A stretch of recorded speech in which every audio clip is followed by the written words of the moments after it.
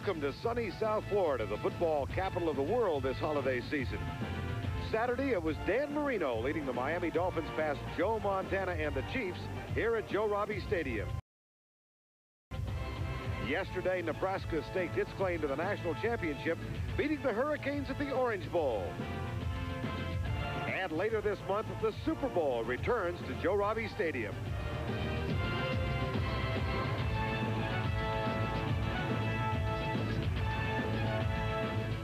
Today, South Florida's football focus is on explosive South Carolina, led by quarterback Steve Tannehill and his multi-dimensional aerial attack.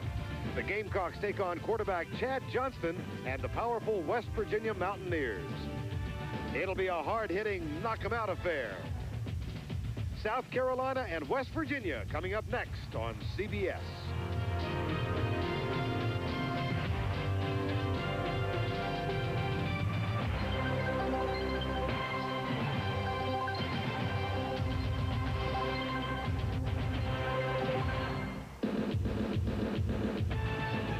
From the sunny beaches of South Florida, Happy New Year to one and all, and welcome to the 1995 Carquest Bowl. Today's matchup features the pass-happy Gamecocks of South Carolina against Don Nehlen's sturdy Mountaineers of West Virginia. Just a short drive away from the beach outside Joe Robbie Stadium. A traditional parking lot scene. This time it features South Carolina fans. And inside, we're getting ready for some football.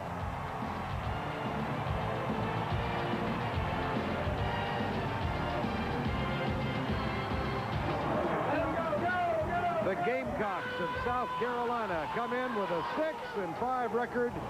They're members of the SEC.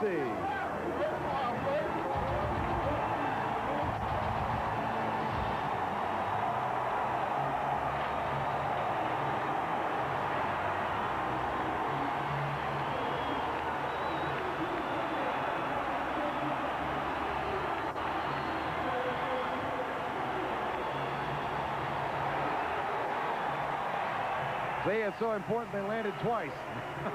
Good afternoon, everybody, and welcome to Joe Robbie Stadium in Fort Lauderdale and the 1995 Carquest Bowl. A matchup this year between the Big East and the SEC. We've got South Carolina coming in with a 6-5 mark. They struggled at the end of the year, but they won an important game at the end of the season to finish 6-5. They defeated Clemson in that one. West Virginia started off horribly, but they won 6 of their last 7, including 2 important home games against Boston College and Syracuse, and they come in with a load of momentum. Well, it might be a little difficult to keep my partner's mind on what is going on here today, because back in the 70s, he was an All-American quarterback at the University of Oregon. He played for the Chargers for a while, and today, of course, for the first time since 1958, the Fightin' Ducks are in the Rose Bowl. But I'm glad you're here. This ought to be a dandy. And Dan, South Carolina under first-year head coach Brad Scott back in the bowl game. First of all, Happy New Year, Vernon. Happy New Year to everybody else. It's good to be with you again. Yeah, I kind of like this game, although my heart may be in Pasadena, because this is going to be a passing game for South Carolina. Brad Scott, new head coach, brought in from Florida State last year. He has his team in a bowl game, which is important because they've never won a bowl game. But he has got a pass-happy offense, as you said, led by quarterback Steve Tannehill. Tannehill has turned his game around 180 degrees. He knows that in order to beat West Virginia today, he may have to throw the ball 50 times. That's fine with him. And here come the Mountaineers of West Virginia.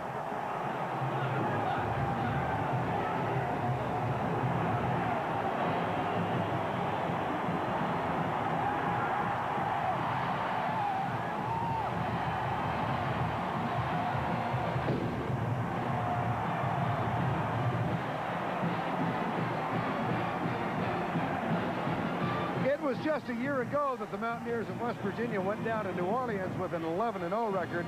They had aspirations of a national championship. They got thumped by Florida in that game. This year, a different picture. They started off horribly after losing to Nebraska, Dan, but they have really come on at the end of the season. I think Coach Don Nehlen's team has really proven that they are a very powerful, hard-nosed, typical West Virginia ball club, and they are led by an outstanding group of running backs. You got Robert Walker, Jim Freeman is playing with a broken jaw today. He'll have a huge face mask. They've been replaced in the starting backfield by Jimmy Gary and Cantroy Barber, who's not only a big league running back, he can block with the best of them. On defense for the Mountaineers, they're going to have to stop this offense, and it's going to be the pass rush led by Barry Hawkins. He has 4 quarterback sacks from up inside, but in order for them to beat South Carolina today, they may have to run the ball over 50 times, and maybe they're going to have to sack Tannehill 50 times. West Virginia, South Carolina, meeting here at Joe Robbie Stadium in Fort Lauderdale, the 1995 Carquest Bowl. CBS Sports coverage of the Carquest Bowl is sponsored by Carquest. For all your auto parts needs, you'll find it at Carquest. Buick and your local Buick dealers.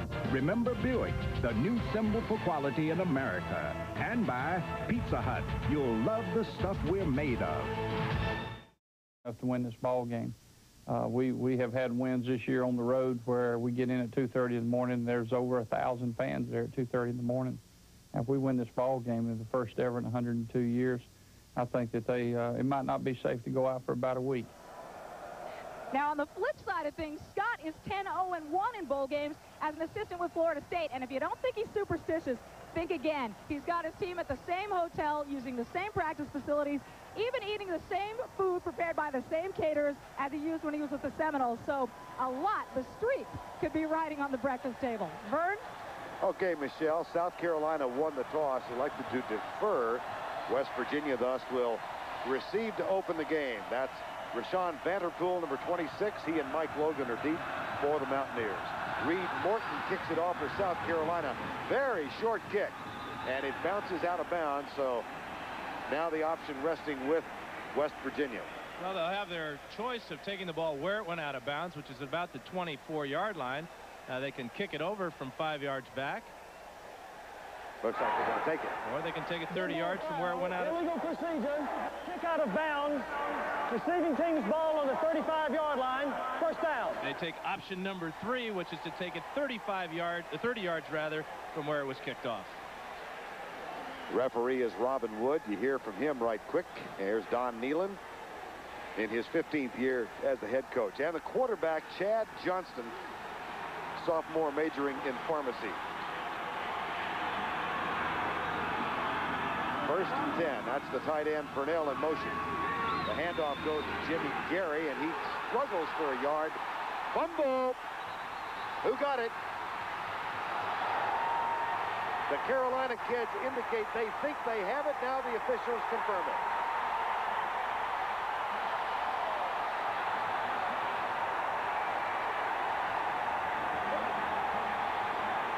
An early, huge break for the Gamecocks. And it's their top tackler, Hank Campbell, the middle linebacker, number 45. Keep your eye on him as they run the tight end in motion and come back to the weak side. But it's Campbell that gets his hands on the ball. And with help from Aubrey Brooks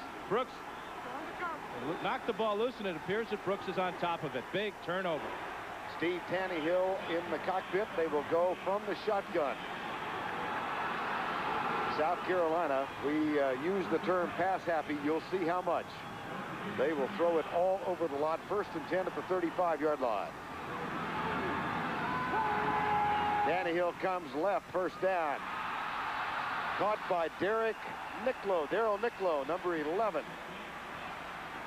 Gain of 5. Let's check the offense. Steve Tannehill, the junior from Altoona, Pennsylvania, has been a 3-year starter. The offensive line, Wheeler, Herring, Vincent Dinkins, a very good center, Luther Dixon, and James Dexter. Brandon Bennett, Sammy Pritchett in the backfield. The wide receivers are Cates and Nicklow, and Foster, the tight end. Cates is his favorite receiver. Second down and 5. Little flip into the backfield to Bennett. He's got Wheeler in front, and that is close for the first down at the 25-yard line. Tackle made by J.T. Thomas. And we'll check the defensive lineup now for the Mountaineers. Perkins, Hawkins, Browning, and Canute Curtis. The linebackers, Tafoni, Thomas, and Puppy Wright. And the defensive backfield, Aaron Beasley, 10 interceptions, leads the NCAA this year. Kid Washington and Charles Emmanuel. 3rd and 1. Tannehill up under center, I formation. They give it to the fullback, and Pritchett has the first down inside the 25 at the 23.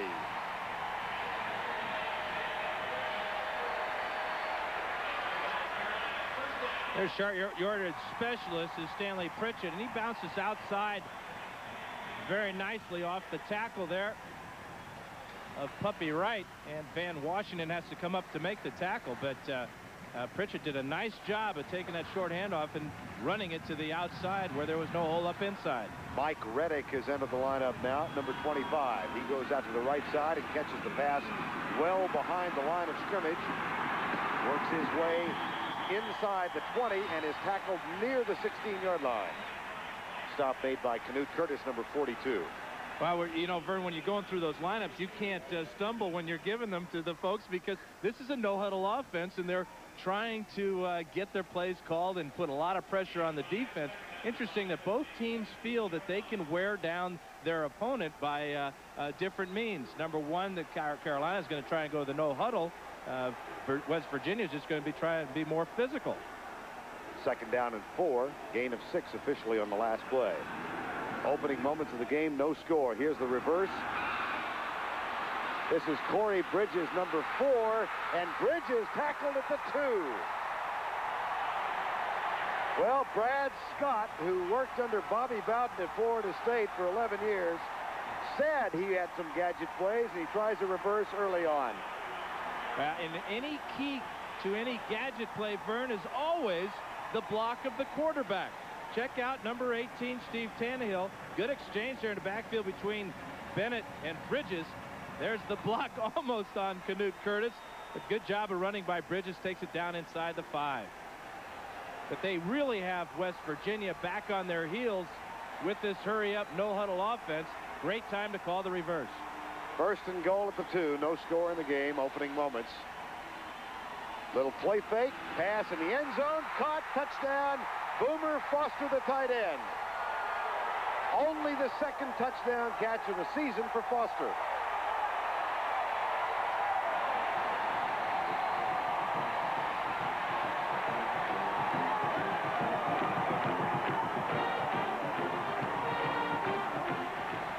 How about play action, 1st and goal at the 2? Well, you said pass happy, and I don't think there's anything wrong with that, Vern. Obviously.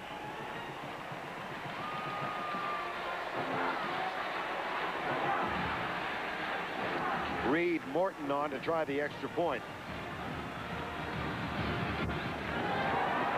Got it.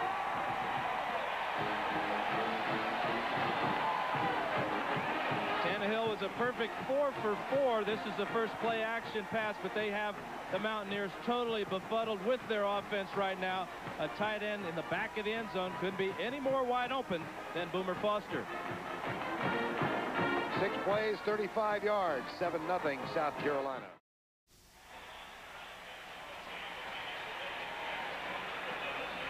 Boomer Foster, the senior from Jonesboro, Georgia, with the first touchdown of the ball game, and it comes quickly. A nice effort by South Carolina's offense to turn that turnover into a touchdown. That's the key, Vern, is you reward your entire team by taking the ball right down and scoring after your defense on the very first play from scrimmage turns the ball over to you. That's a wonderful feeling for all the Carolina folks.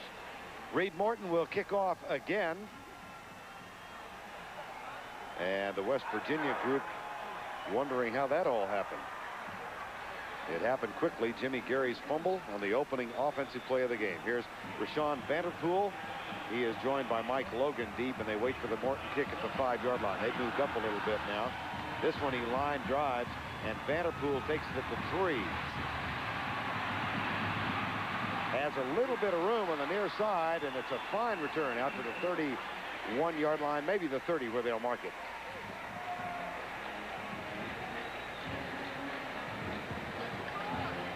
Chad Johnson, the quarterback. Let's check the Mountaineer offensive line.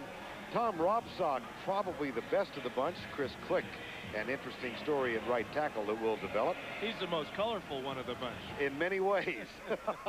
Jimmy Gary, Controy Barber in the backfield. Vanderpool and Abraham, the wide receivers, and the tight end is Lovett Purnell. 1st and 10, West Virginia. And you see the stats for the season in '94. Chad Johnston, who started the season as the starting quarterback, was benched for 3 games, came on against Virginia Tech and reclaimed the job. And his first pass is good out to the 38-yard line. The catch is made by Vanderpool and the tackle made by Ron Neely. Defensive line, it's Evans and Sullivan, Turnipseed and Rump. The 2 standouts there are the defensive ends. Brooks, Campbell, and Ronnie Smith are the linebackers. And the defensive secondary, Corey Bell, Ron Neely, Ben Washington, a true freshman, and the leading tackler on the team is Tony Watkins.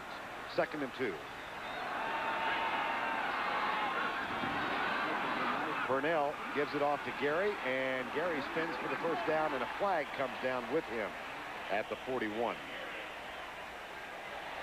Holding West Virginia.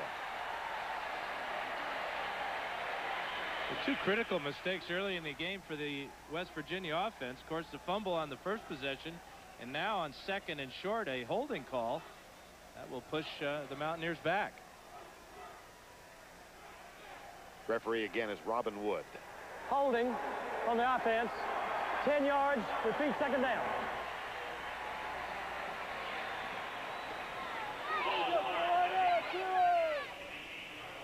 Well, this is the left guard, Tom Robsock, and he may have been called for the holding, but for one thing we know is he's going to get called for tripping. Look at him just reach out with that right hand, and that's a good block. That couldn't have been the call.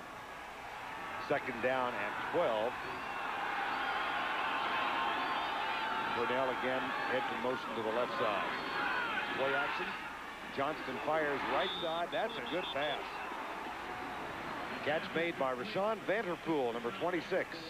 That's really the key to this West Virginia offense, is their ability to run the ball, but also fake the run and throw the pass. And when we see Rashawn Vanderpool here down at the bottom of the screen on the out route after the fake, this is a real good job of pushing the defensive back deep. Ron Neely causes him to trip, and the Mountaineers pick up a 1st down.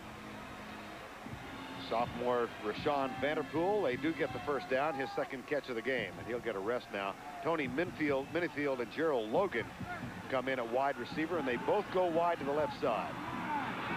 Logan is number 5. That's him in motion now, another freshman. The toss and the sweep to the right. Gary bang down hard at the 40-yard line. Ronnie Smith, number 50, makes the tackle. Well, of course, a proliferation of bowl games this afternoon. Wisconsin leading Duke in the Hall of Fame Bowl. Alabama and Ohio State scoreless in the Citrus. USC jumps all over Texas Tech early in the Cotton Bowl. And here at the Carquest Bowl, it's 2nd down and 10. West Virginia, they trail 7-0. Purnell lines up tight right this time. Johnston looks left all the way and sails the ball too high for Zach Abraham.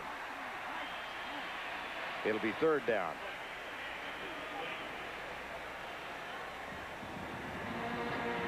Mentioned that, excuse me. Well, Abraham's such a great story, Vern. The walk-on who earned his scholarship through his performance and just had a great final year at Morgantown. We tried to spend some time with him a couple of days ago, and it happened right before the meetings, and there was no question that Don Nealon was in charge. He came in and says, I'll chat with you. He's going to a meeting. 3rd and 10. Out of the shotgun, Johnston, right side, caught the pass. Legal catch isn't enough for the 1st down. It's going to be very, very close. And there's Zach Abraham with the grab. Right dead on that 50-yard line. Let's check out his nifty footwork. Watch his left foot. Ball is well thrown. Great call by the officials. And it looks from that shot he's going to be coming up about a foot short of the 1st down. And of course, in college ball, only 1 foot necessary inbounds for a legal catch. Now the stretch.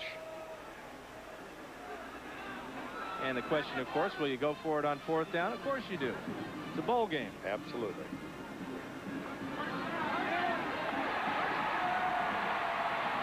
Well, doesn't need to make that decision. It's the 1st down. Yeah, a foot short, Vern. I was looking at his right foot. It was his left foot that got down in bounds, and of course, it's the right foot, the correct foot.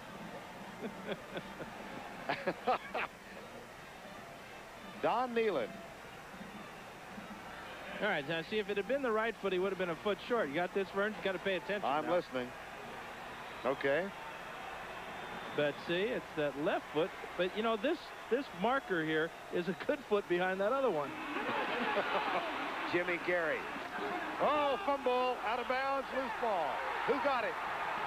He was down by contact, and that's a good call. That was a vicious lick there at the end of the run, but his knees were definitely down.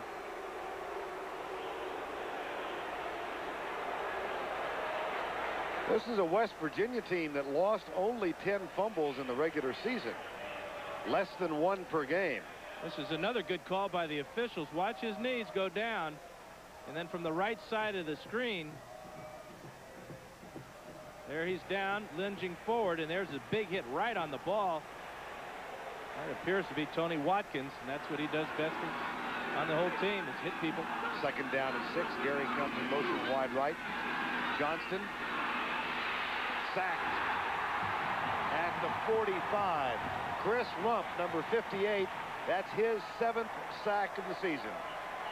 You have to give a lot of credit to the secondary. It appeared that Johnston didn't have anybody to go to at first and was looking for an escape route in the pocket. Can't spend that much time in the pocket when you got defensive ends like Rump all the way out here coming after the quarterback.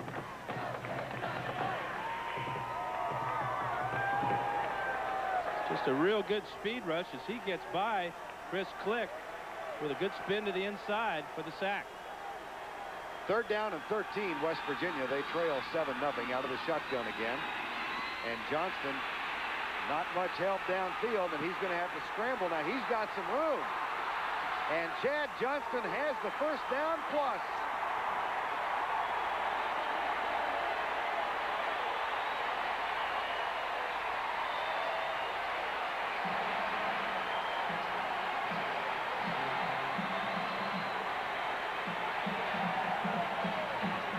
Something great about doing a college game, Vern, because you never have to see the quarterback go into that old slide thing. But the other thing, at the end of this run, this is a great job. But watch number 28, Chris Abrams. Johnston's way out of bounds, and in the big leagues, that might have got him a penalty. Well, for the season, Chad Johnston minus 26 yards rushing. He picked up 22 on that play. Gary, little swing pass, doesn't gain much at the 30-yard line. Tackle is made by Eric Sullivan, number 62. 7-0 ball game. Just a quick recap. Jimmy Gary fumbled for West Virginia, the first offensive play of the game. And 6 plays later, South Carolina in the end zone. Steve Tannehill to Boomer Foster, his tight end, from 2 yards out. There's the score. And then West Virginia got the ensuing kickoff. They have now moved it to a 2nd down and 9 at the South Carolina 31.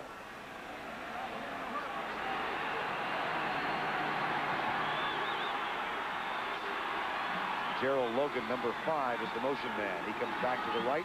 They give to the fullback, dive play right side. Controy Barber, number 46. He is starting in place of Jim Freeman, number 29. Freeman was the starter and suffered a broken jaw in practice after the season had ended. And Freeman is eligible to play today, but he's got that big bird cage around his face. More like a cow catcher on the old steam locomotives, Vern. But Controy Barber is very impressive in watching him in game tapes. The way he clears out linebackers for the tailback, Jimmy Gary, is very impressive. Look at this. 3rd and 6. It's called an empty formation. 5 wide receivers, and they come up empty. It's so out of character for the Mountaineers to go to a 5 wide receiver offense. And the problem with it is if you go to it, you better go to it and hit your hot receivers, or you're going to get blitzed like crazy. And the Gamecocks came after him that time, and he did not deliver the ball. So that may make Nealon think twice about going back to it. He told us yesterday he was surprised that they had it in their game plan, but if it's in the game plan, you're going to use it. 4th and 6, and apparently Don Nealon has decided to roll the dice. It is a bowl game. Now they're going to call timeout because the game clock had worked itself down to 1 second. So no indication that he wants to try the field goal. He's going to go for it on 4th and 6. But first, Chad Johnston's going to come over and talk about it with Don Nehlen. Time has been called.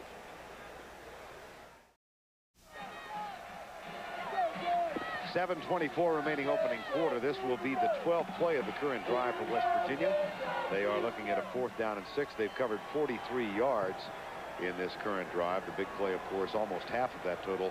Chad Johnston on the run. It appears they're going to go with that empty formation again, Vern. They have 4 wide receivers in the game, plus their tight end, Lovett Purnell, who they consider to be a wide receiver because he's got good speed.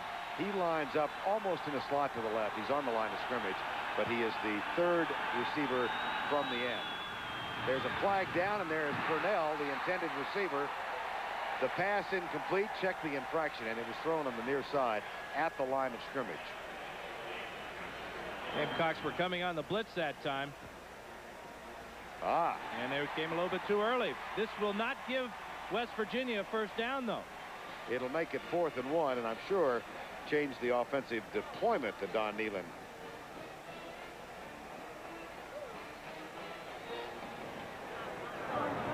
Purnell is the inside receiver, 82. He stretches out. This ball is just a little bit overthrown, but there's good reason why. That linebacker who was offsides came in and took a pretty good shot at the quarterback, Chad Johnston, right in the chest. That was Aubrey Brooks. Yeah, exactly. Second big play for Aubrey. But he might have been offsides because he was trying to time his blitz to Johnston's cadence. Well, they'll pass on the field goal from Brian Bauman, and they will try it for the 1st down on 4th and 1.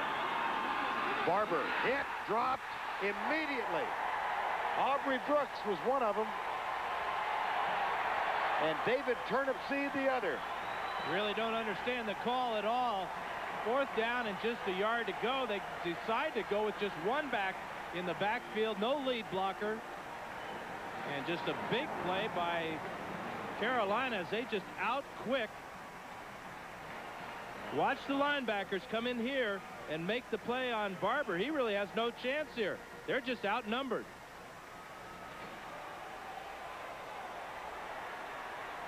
So it was Brooks up high and Turnipseed down low. They collaborated for the tackle, and no measurement or anything of that sort. Tannehill and the Carolina offense come back on the field. Second offensive possession for the Gamecocks, and that pass caught short by Toby Cates, number 12, the tackle made by J.T. Thomas.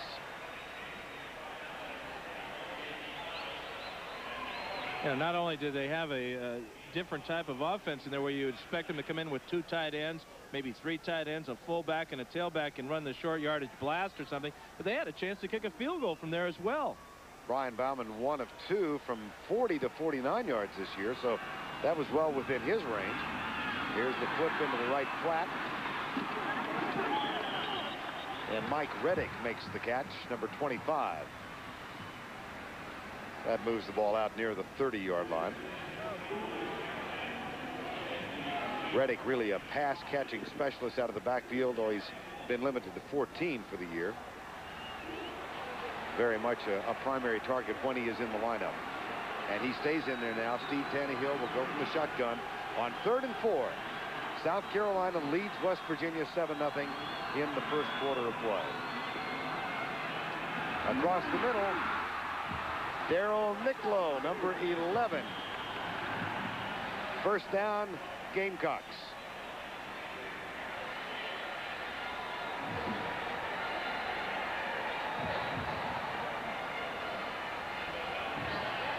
Nicklow comes out, but this is an interesting formation. This is another version of that empty thing, Vern. You see there are no running backs in the backfield with Tannehill, so he's got to get rid of the ball quickly, and he does to Nicklow on the little rub route inside, and he makes sure he gets the 1st down, or he'd have to answer to Brad Scott. Corey Bridges back in, blitz coming, Tannehill gets rid of it. Oh, what a dandy pass. And then the tackle broken, a fumble, and who got it? Looks like West Virginia has come out of there.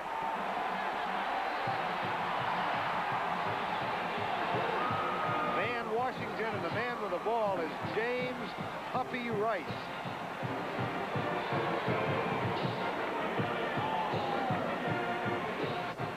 A senior who is from Miami.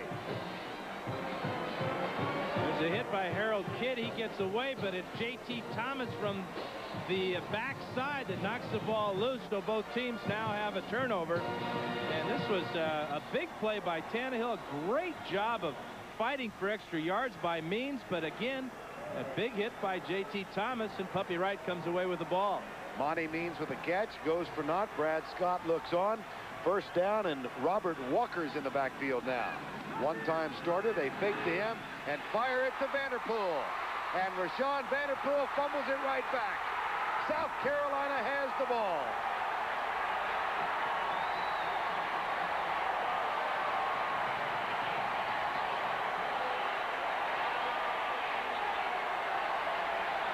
Corey Bell made the hit. Well, how about this? South Carolina had only fumbled 5 times this year. West Virginia 10. Again, West Virginia a little bit out of character throwing the ball, but this is what they wanted to do, is get Vanderpool in the middle of the field against the safety. That's just a great hit right on the ball. Neely, number 3. And it's 1st and 10, South Carolina. Still 7-0. Those Gamecocks know how to hit the ball with their helmet. That's twice they've knocked the ball out on tackles. This time the handoff goes to Brandon Bennett, number 33, and the ground game not the most significant part of what goes on offensively for South Carolina. Bennett's had a heck of a year, leading rusher and the leading receiver. Didn't really buy into this offense right away because he was the main guy as the tailback last year, but he's shown his versatility, his ability to catch the ball out of the backfield as well. This time Tannehill has a blocker in front, and Nicklow makes the tackle or the catch, and then is hit immediately by Aaron Beasley, number 32. You got to be impressed with the start of Steve Tannehill. That's his 9th completion out of 9 throws, throwing a touchdown with that. But you see, not a lot of yards. This is not a bombs away type of offense. It's a high percentage possession type of passing offense where they throw the ball to just about everybody. Now they've got a problem with their substitution. Brad Scott sees that and is trying to signal for a timeout. Terrell Harris is trying to hurry off the field. He does on 3rd and 1. High formation, bobble the snap, fumble it back, and guess what?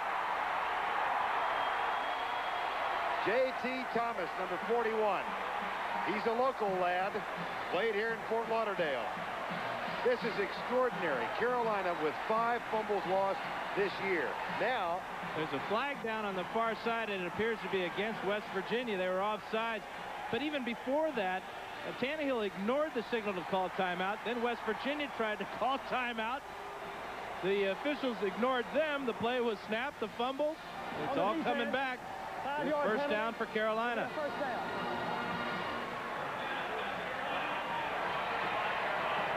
J.T. Thomas appears a little winded here in the 80-degree heat of South Florida. This is Puppy Wright right here, and he was the guy trying to call timeout, but when he got reset into his position, he was in the neutral zone. J.T. Thomas is out. Bo Chatfield has taken his place, number 55. So first down and a new set of downs for South Carolina. Tannehill will run. He doesn't do this very well at all, by his own admission. Vernie picked up 8 yards there. By his own admission. Well, I'm going to defend him. I know you would. Because he has a 31-yard run this year, and it was against Clemson. And that's the longest run of the year from scrimmage for anybody on Carolina, including their running backs, Bennett and Pritchett, who both have 29-yarders. So there. Look at Southern California over Texas Tech. Whoops, wasn't ready for it. And there's a flag, a late flag, that joins the first flag thrown. Offsides on the defense. 5-yard penalty. First down. This game getting a little ragged here. Yes, it is. The ball popping around and everybody's offsides. You think they might have spent too much time over there by the beach. Got the Goodyear blimp overhead. And those pictures supplied by the Goodyear Blimp Stars and Stripe. At the controls, Captain Richard Daniels from Burbank, California. Wonder how long it took him to fly the blimp out here from Burbank. A long time. He probably thought he was in a covered wagon. He probably came commercial, huh? I think. First down and 10. Little sloppy here in the latter stages of the first quarter. Here's the gadget play, and Tannehill is nailed. Pumpy right. Canute Curtis.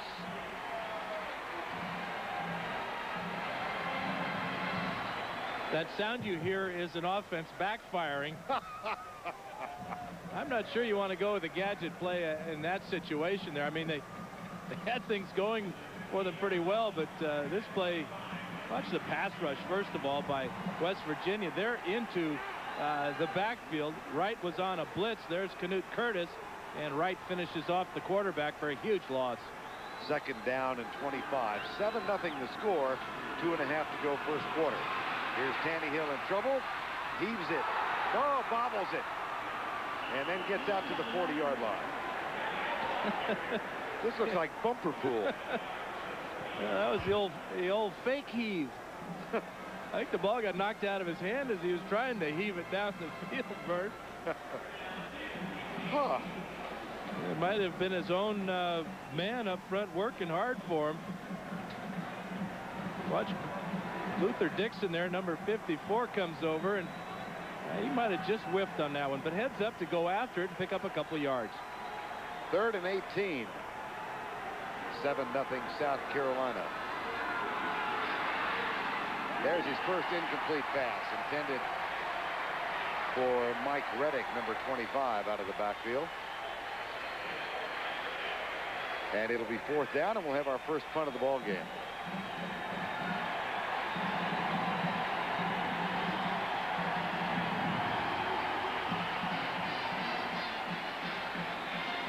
Mike Logan back to return the punt. And Marty Simpson, one of 2 punters who possibly could be utilized by South Carolina. Derwin Jeffcoat the other, and neither has been terribly effective. On the other side of the ball, the number 1 punter in the country, Todd Sauerbruch. This is a fairly short punt taken by Logan at the 28. Good downfield coverage from Benji Young, number 49. 32-yard punt, 8 on the return. West Virginia has the ball. They trail 7-0.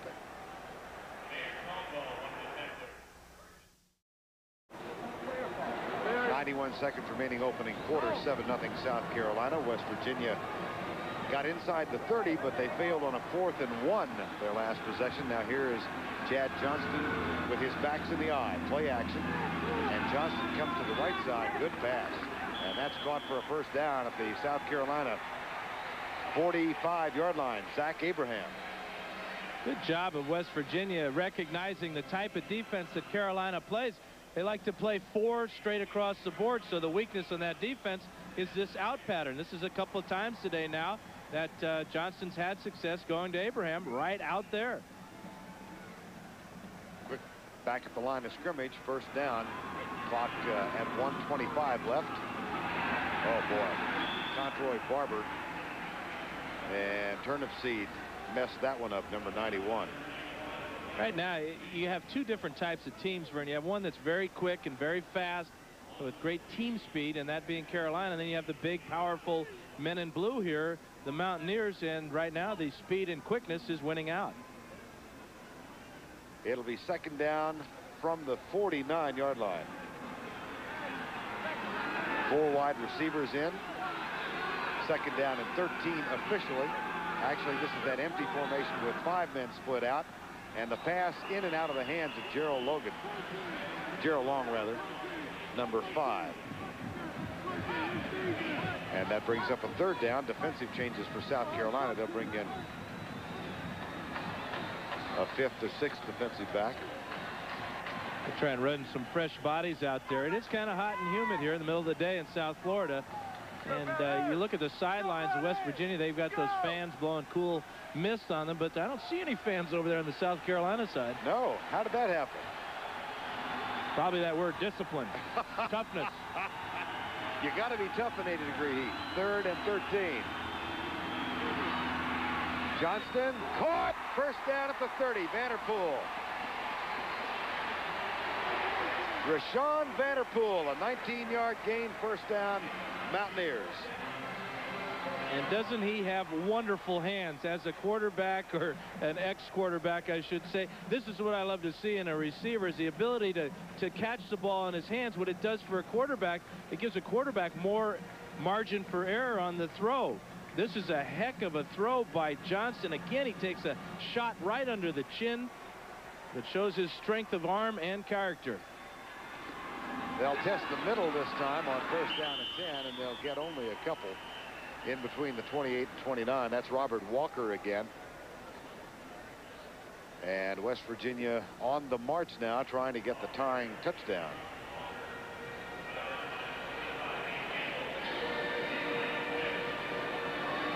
That's the end of one, with our score 7-0. CBS Sports coverage of the 1995 Carquest Bowl continues after this message and a word from your local station.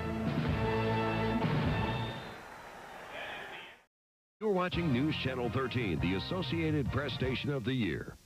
And give the game, the West Virginia Mountaineers, wonderful field position. South Carolina's pleading that it should have been incidental contact. The call was defensive pass interference, but the ball was ruled uncatchable. 4th down. Whoa! Yeah, good debate down there by Ben Washington. Got to give him a lot of credit. True freshman got in the referee's face, said the ball was uncatchable, and that's a good call. There's the double coverage. There's the bump. But the ball was well overthrown. I always had trouble with that call, though. I'd always like to give my receiver the benefit of the doubt, no matter how poorly I threw the ball. Yeah, might it not have been catchable had he not been bumped? That's right. You never know how far those guys can stretch out and catch the ball with one hand. Let's take a look at just how far this ball was overthrown, Vern. Looks like he's throwing the ball away to me. And in fact, the ball comes down in the back corner of the end zone, 10 yards from the receiver. Appears to be a pretty good call.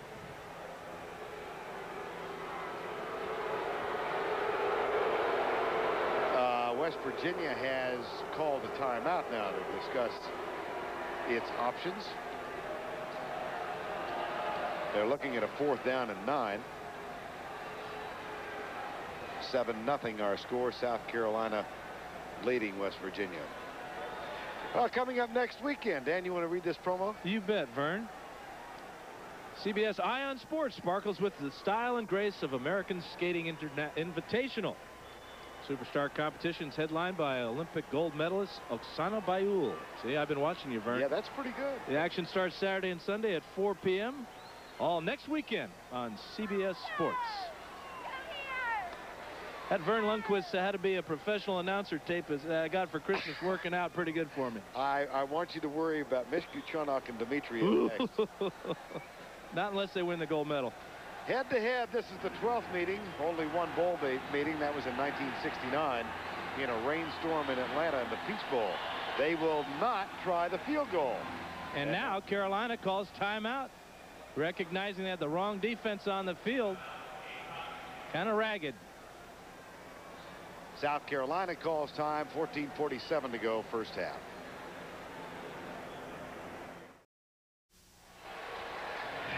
South Carolina up 7-0, 14:47 to go in the first half of play, and they apparently will go for the first down rather than the field goal. South Carolina with 2 timeouts remaining, and West Virginia with 1. And Don Nealon is going to pass on the field goal attempt. There's Brian Bauman, the freshman place kicker from Erie, Pennsylvania. His longest of the year is 41. So for the second time inside the 30, they opt not to let him try it. He has had 2 blocked this year. Johnston had a man for a moment in the end zone, and then it is knocked away.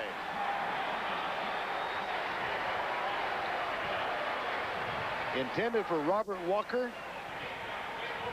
Benji Young doing the defensive job. Talk about an outlet receiver choice for Johnston. He wanted to go down the middle to the left side, and then he sees Walker in the back of the end zone.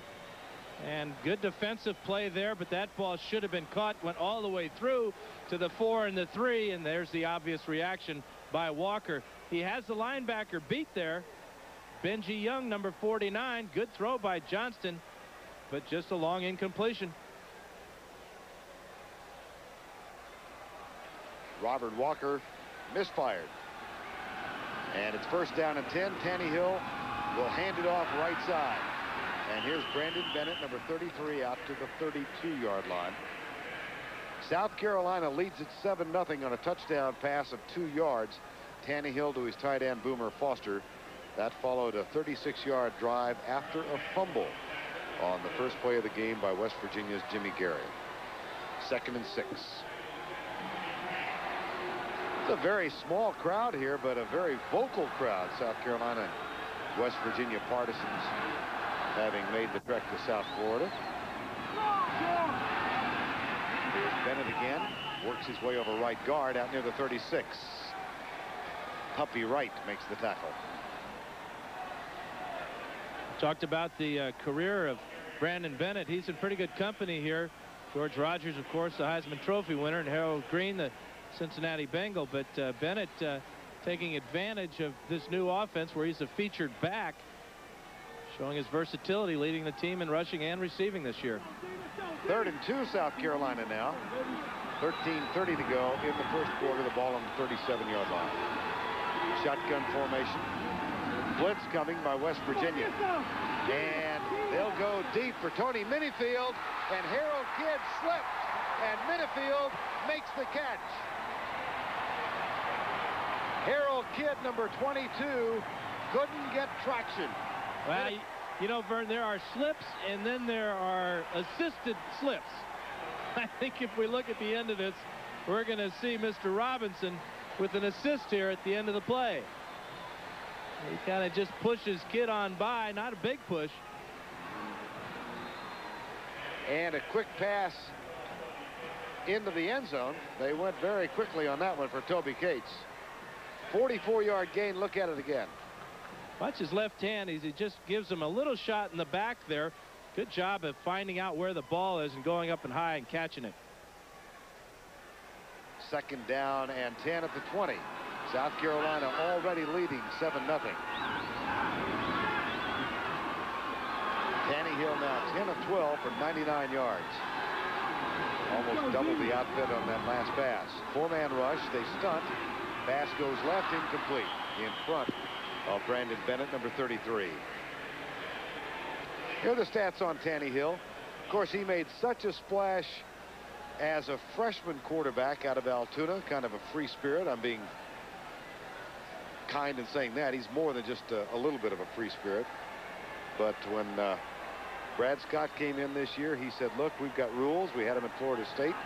First thing you're going to do is cut your hair.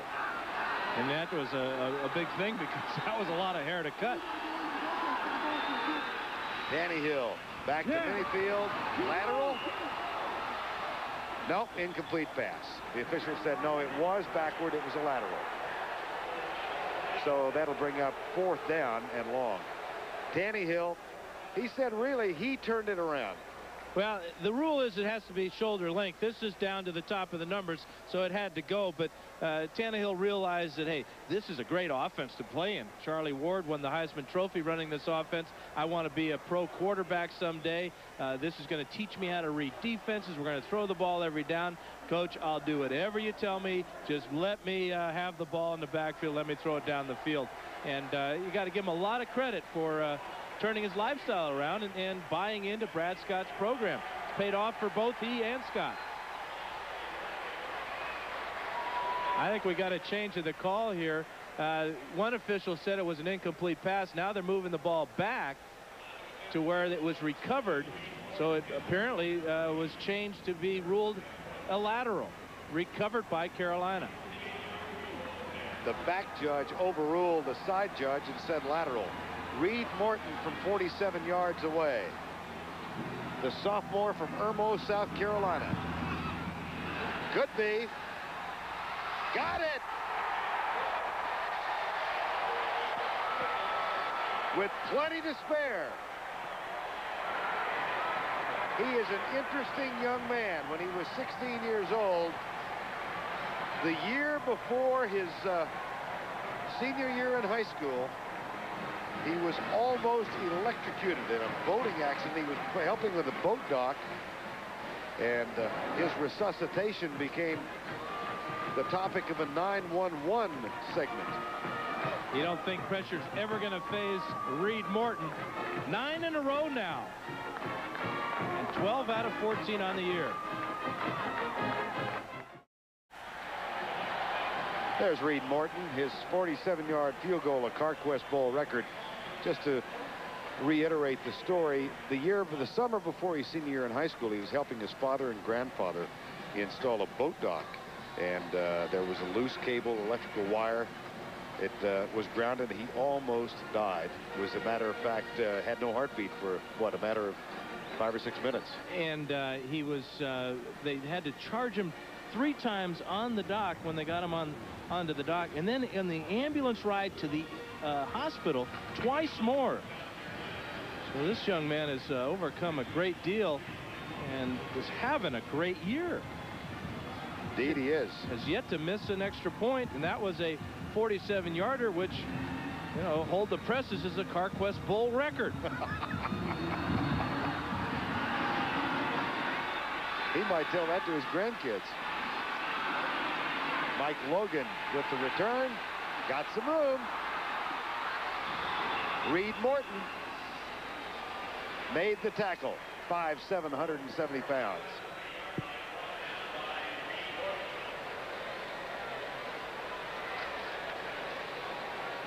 Beautiful shots from overhead on a crystal clear South Florida January afternoon. And these overhead shots from the Goodyear blimp. Stars and Stripes, the 192-foot blimp, is based in Pompano Beach, Florida. Take a look at the little tiny kicker getting his head in front of the ball carrier. That's the second tackle for Morton. And you see the pile landed right on top of him. Good job, because he was the last man. You know, that old one man to beat. Well, they didn't beat him. Want to start an all-Phelps team? No, thanks. Okay. All right, we got some. It would only have quarterbacks on it, Vern. Oh, you can give some sweatshirts, you know. That thing goes nowhere. Robert Walker is tackled. James Flowers. Just watch the quickness of the Carolina defense there. Good job up front. Linebackers filling the hole, and Flowers making the tackle. 2nd down and 12. 10-0 the ball scored. 11:55 to go in the first half of play.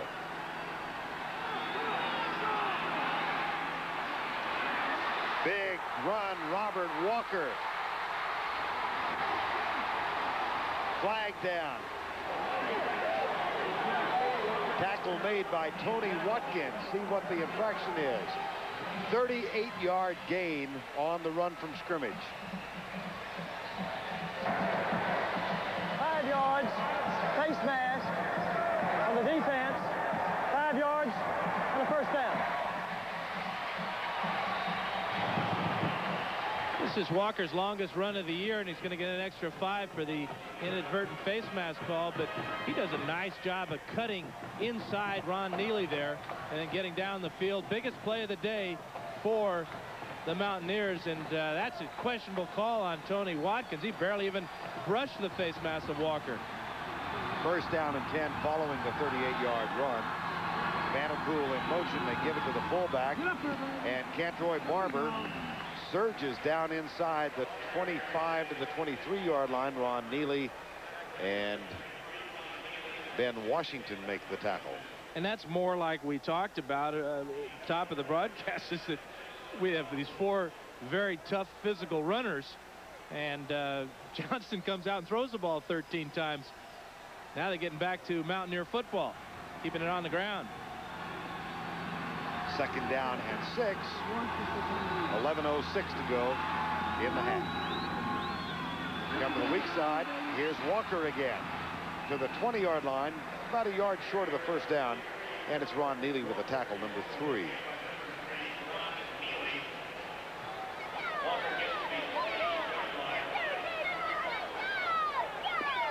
Elsewhere, Wisconsin beats Duke 34-20. Alabama and Ohio State in the Citrus Bowl tied. We want to welcome those of you who've been watching the Cotton Bowl, where the score is 31-0 USC over Texas Tech. Good day so far for USC teams. Yes, that's right. And Mike McGee, the athletic director at Carolina, came from Southern California. Here's Walker. Well, he was looking for some blocking help, but his blocker got knocked backwards. Holding call. And they're going to get number 5, Gerald Long, on the perimeter for holding, trying to sustain his block against the cornerback.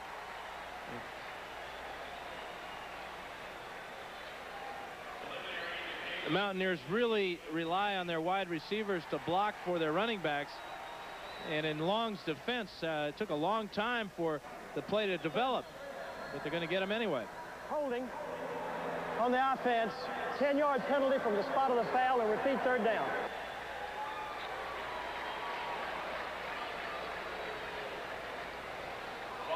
Gerald Long is number 5. Watch the job he's doing here, trying to keep the defensive back away from the tackle.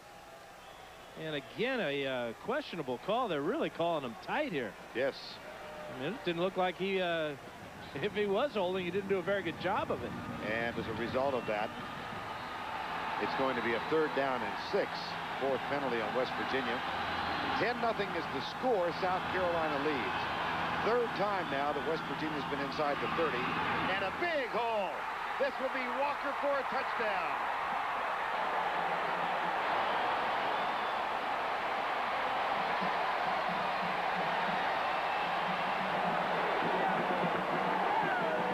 My goodness, he was wide open.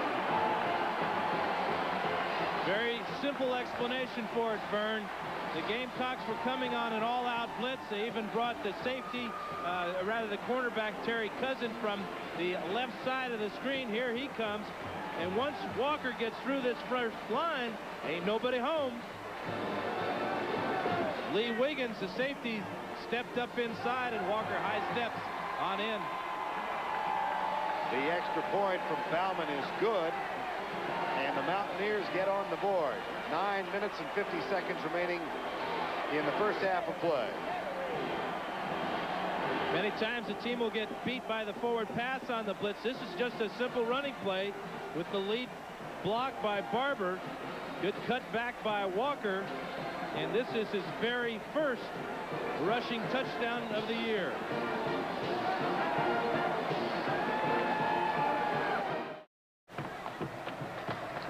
Terry Cousins on the blitz. The big block by Lovett Purnell. And then watch Wiggins as he can't either figure out where Walker is or turns down the play entirely. 24 yards, easy high step and touchdown for Walker. But you gotta love this block by Lovett Purnell as he crushes the linebacker. Here's the kickoff by Todd Sauerbrunn, taken by Brandon Bennett near the 5-yard line. And he's got some room, and Sauerbrunn, the place kicker, or the punter rather, who also has the kickoffs, has to knock him out of bounds. Right now, let's go to Michelle Tafoya. All right, well, I'm standing by with Joe and Susie Tafoni, their daughter Maria. This is the family of West Virginia linebacker Matt Tafoni. And Joe, you played your college ball at West Virginia, went on to play for Cleveland and New York in the NFL. What's it like watching your son in his last college game? It's more exciting than playing. I can't tell you the feeling you get inside when you see your kid on the field. Yeah, it must be exciting. You spoke to Matt Wynn, and what kind of advice did you give him, if any? We spoke last night. He kind of threw us out of his room. He's getting ready for the game. He had his game face on, so you don't give him much advice then. I just tell him play hard, play tough, and a lot of luck. Well, a footnote to this is that a roommate of yours and a teammate on the New York Giants was Joe Morrison. You named Joe Morrison your son's godfather. What was your relationship like with the late Joe Morrison? Me and Joe were very close. We locker next to each other when we played for New York. And then when he left pro ball and went to coach at University of Tennessee at Chattanooga, I played 2 more years, and then he asked me to come down and join him. And then we had Matt when he was 2 years old, and they were just like father and son. All right, and of course the late Joe Morrison also coached the South Carolina Gamecocks. He was also, as we mentioned, the godfather of Matt. Let's go back to you, Vern. Okay, Michelle. Matt Tafoni, who is a pre-med student at West Virginia. And while we were listening to Joe Tafoni, a penalty called. That's kind of like a taffy pull. We had Tafoya to Tafoni. And then a penalty.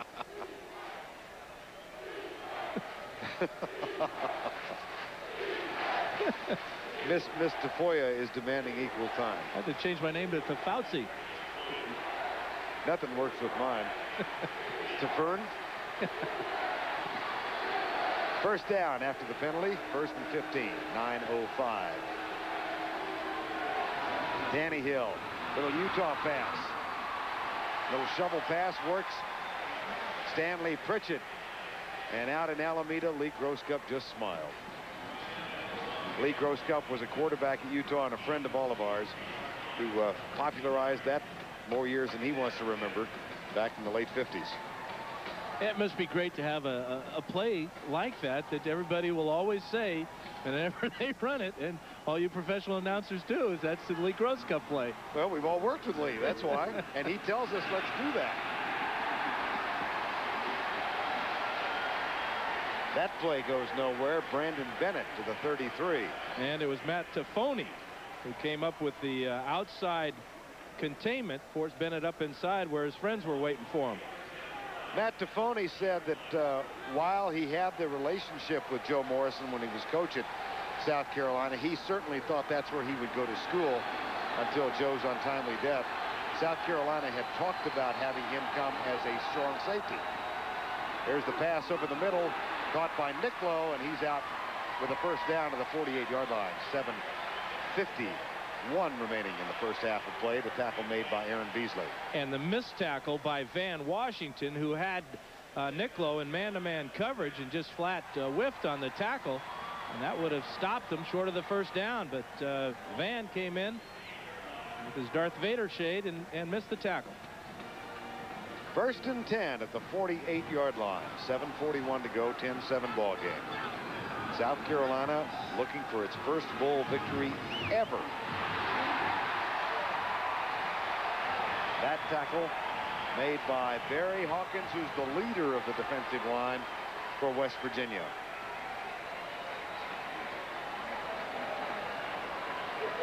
Number 99. Second sack on the day, and he's working against Vincent Dinkins as the nose tackle right here. Watch this battle here go on. Good job in the secondary because Tannehill really had a lot of time to throw, but just overpowered Dinkins for the sack. 2nd and 19 in the 10-7 ball game. Come on, no. Danny Hill. Oh, good pass. Wow. And a terrific catch by Calvin Owens, number 82. That gain to 16. Owens knew he was going to get belted. And he did by Eldridge Williams, number 19. We've seen a couple real strong arm quarterbacks. Big shot by Williams. Good hold. Good catch there. At the 45, 3rd and 3. Danny Hill comes right. Had a man open, couldn't see him. So he'll run for the first down. And more. He's starting to like that running business. He had a lot of choices on this play, too. 26 yards.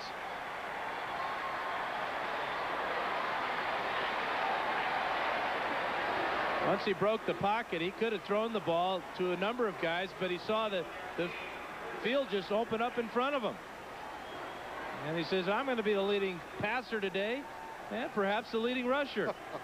26 yards on that one, huh, Vern? Nifty. And then at the end, you got a high step and tell him about it. 26 yards for Steve Tannehill. This time the dive play to the fullback, and it doesn't get much. That's Pritchett on first down. And Tannehill's hurt. And he tripped on the handoff and fell on his right arm. Might have tried to break the fall with his hand and have a wrist or finger injury here. The backup quarterback is Blake Williamson, a junior from Anderson, South Carolina, who has seen limited action this year. He's thrown for 27, thrown it 27 times. Take a look at it, Dan. Meanwhile, back live. Well, they did not put Williamson in the game, Vern. They had Corey Bridges in a single wing formation that time. Isn't that something? We're sitting here waiting for Williamson to come on. Take a look at this again.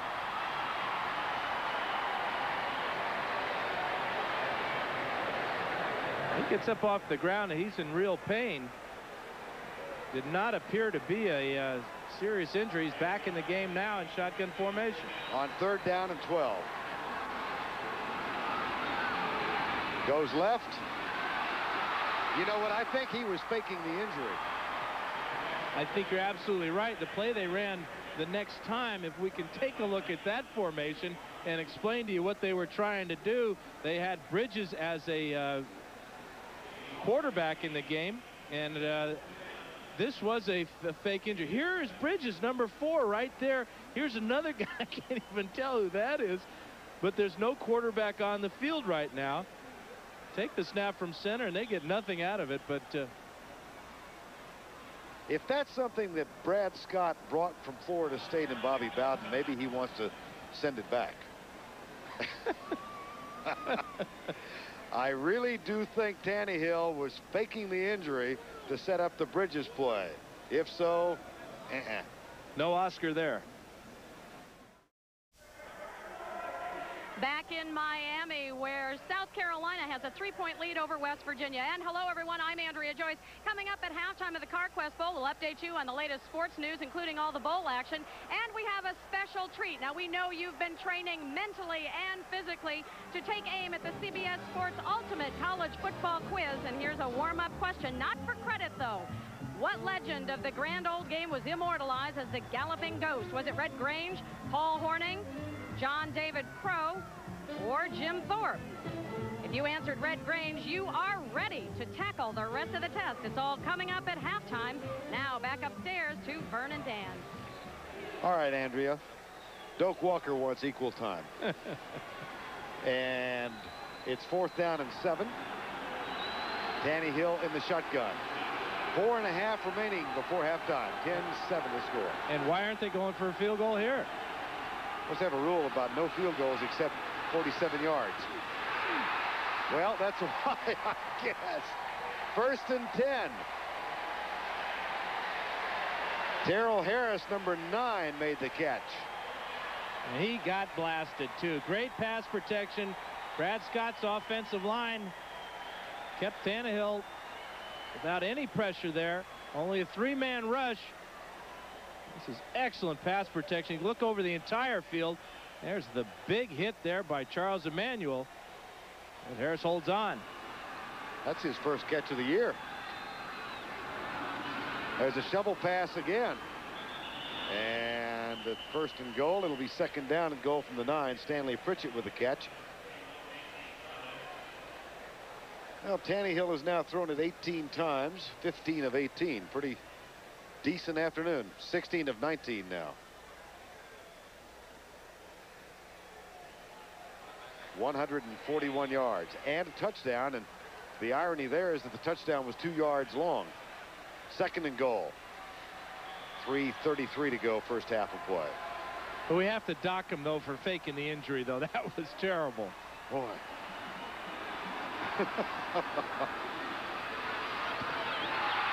Nicklow to the 3. Yeah, I'm trying to think of a list of bad actors. We can put Steve on the list. Well, I can see it if the next play was going to be wildly successful, but they just had a bunch of guys crowded in there like a bunch of grapes. Well, do you think they were trying to fumble Ruski? No, they snapped the ball and they just ran a quarterback sneak. So we'll have to talk to Brad about that one after the ball game. 3rd and goal from the 4.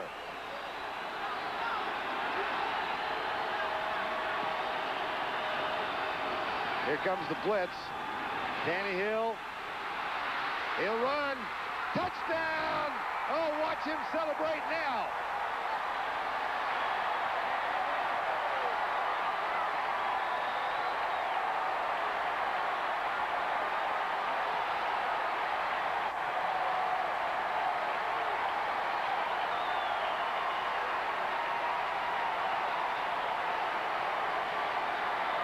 Steve Tannehill.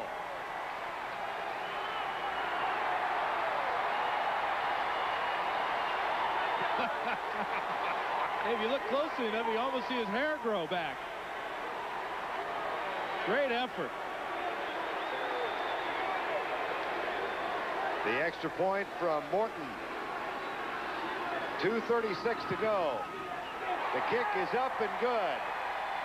And Tannehill set it up with a 26-yard run, and then he rumbled into the end zone.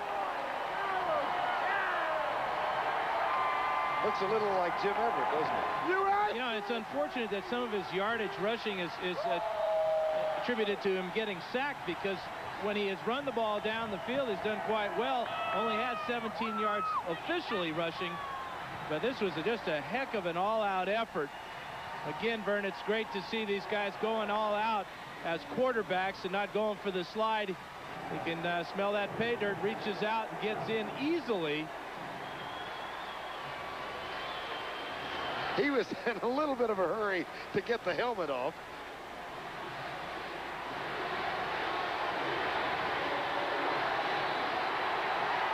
And there's the touchdown again.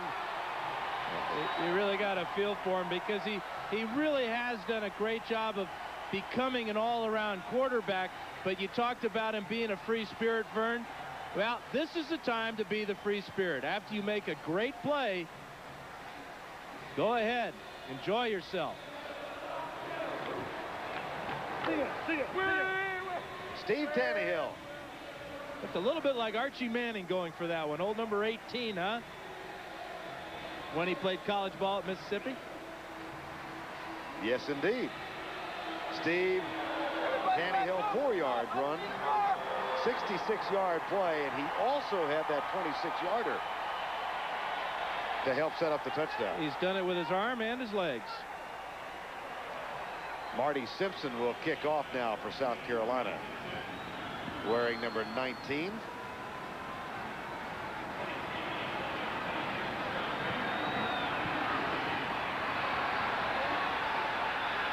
Vanderpool. And Rashawn Vanderpool gets it out near the 19. They will give him credit for the 21. NCAA basketball coverage continues on CBS next Sunday with freshman sensation Felipe Lopez leading the resurgent Red Storm of St. John's. They go into Hartford to take on Donnie Marshall and the Yukon Huskies. That's Sunday at 2 o'clock on CBS. Now Chad Johnston and the West Virginia Mountaineers come out trailing again by 10. You almost feel the obviously the score is in favor of Carolina, but also the fact that they're looking for their first ever bowl win, and these seniors, and it's going all the way through the entire team, are halfway towards it. Zach Abraham makes the catch at the 28-yard line. Well, 3 times we have seen West Virginia inside the South Carolina 30, and on 2 of the occasions on 4th and long they passed in the field goal attempt and went for the first down. So they really need to move it quite some distance before they give Bauman the chance, apparently. Apparently, and the other thing is they have gone against them is they only have 1 timeout remaining. 2nd down and 5.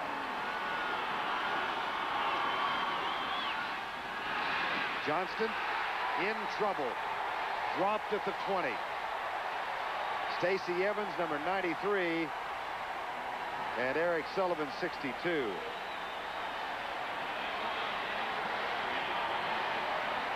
Left side of the screen is 62, Sullivan, and Evans goes to the speed outside rush, beats Click, and there they both are laying on top of the quarterback along with Turnipseed. Too much quickness right now for the Mountaineers to handle with the pass blocking. See South Carolina making defensive adjustments, and the empty formation, the 5 receivers now on 3rd and 11. Rush coming from the outside. Johnston caught and dropped. Stacey Evans again, number 93. He has aspirations of becoming an FBI agent someday. And he's battling against big Chris Click at 6'8", 300 pounds. Here's Click. Here's Evans. Too much speed. He talked about Click just being a big old strong guy that just has real slow feet. That's a great athletic move there. Missed the sack at first, dove back in and got the quarterback. South Carolina called timeout to conserve the 64 seconds that remain in the first half of play, and we're going to get a chance now to see the #1 punter in the country, Todd Sauerbrunn of West Virginia, with an average of 48.4 yards per punt and a long of 90 this year. And with the way the momentum is totally on the side of the Gamecocks right now, Sauerbrunn really needs to get off one of his huge kicks. Had a 90-yarder the first game of the year against Nebraska. And this is how he ranks with some of the great punters of all time in the NCAA. Interesting that the one name that's #6 on that list is maybe the best of the lot, Ray Guy. Well, the thing I liked about Ray Guy was the word net.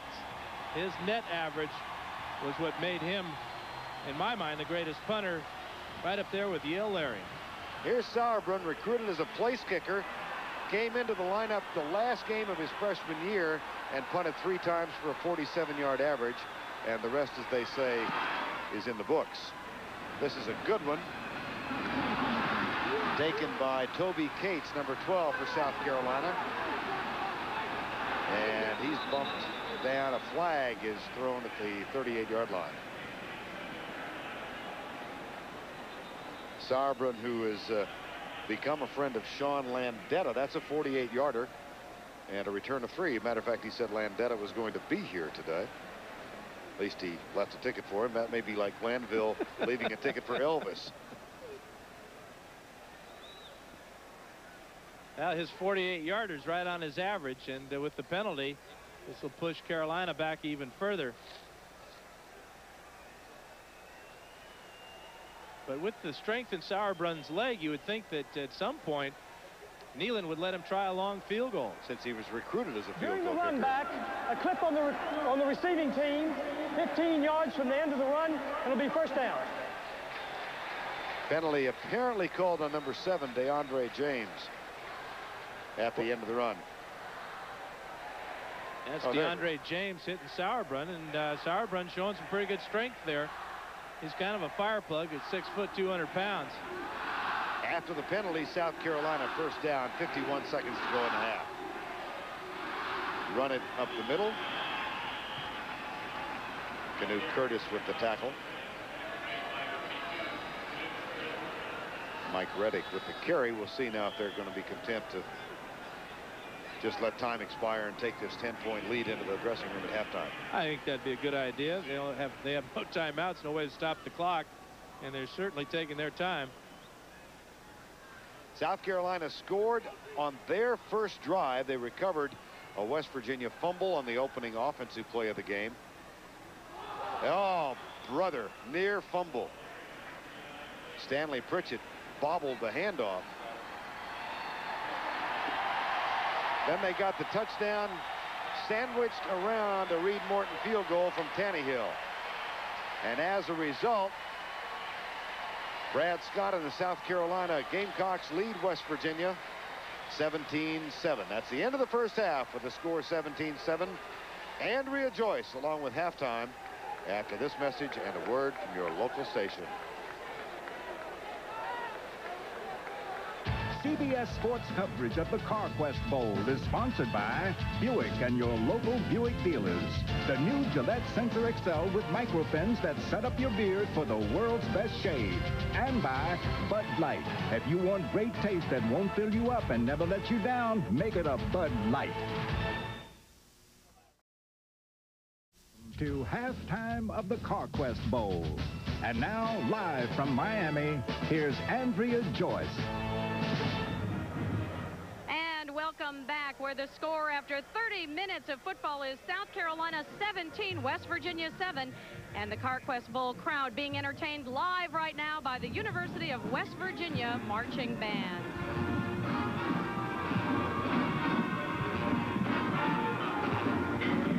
And Happy New Year, everyone. Well, this is a big day for college college football. So with no further ado, let's crank up the halftime scoreboard for you. Beginning with action in Dallas, where Southern Cal and Texas are tangling in the Cotton Bowl. It's USC all over Texas Tech, 34-0 at halftime. Also today in the Citrus Bowl, it's Alabama and Ohio State. They're tied at 14 apiece at halftime as well. And it was Wisconsin over Duke in the Hall of Fame Bowl. Wisconsin running back Terrell Fletcher broke Hall of Fame records for carries and yards, 39 for 241, 2 touchdowns as well. Last night, just down the road, the top-ranked Nebraska Cornhuskers came from behind to defeat number 3 Miami in the Orange Bowl. Nebraska coach Tom Osborne wore that deja vu look as Miami led 17-9 in the 4th quarter before Corey Schlesinger took the handoff from Tommy Frazier and raced for this 15-yard touchdown that closed it to 17-15. Frazier, who started and was pulled, returned in the 4th quarter to ignite the Nebraska rally, and he tied the game with a 2-point conversion pass to Eric Alford with 7:38 left in the game. Then it was Schlesinger again, this time from 14 yards out to seal the 24-17 victory for Nebraska. The MVP honors for Frazier and a probable first national championship for Tom Osborne. The process is more important than the trophy or whatever, and we haven't even actually got it yet. We'll have to see what Penn State does tomorrow. But I'm really pleased with the way the team played. Really pleased with the way they played in the 4th quarter. I guess this one game erases everything. The 7 previous games that we lost, when we came in here and won in Miami, a team, they said we had 1-point underdogs. They said we couldn't do it, but we proved everyone wrong. The final poll results will be announced tomorrow and should make it official that Tom Osborne has captured his first national title in 22 years as head coach at Nebraska. And we've noticed that by the pool, some of the students down here have been cramming, not for finals, but for the CBS Sports Ultimate College Football Quiz. And we will put you to the test as our Carquest Bowl halftime continues from the sun and fun capital of the world here on CBS.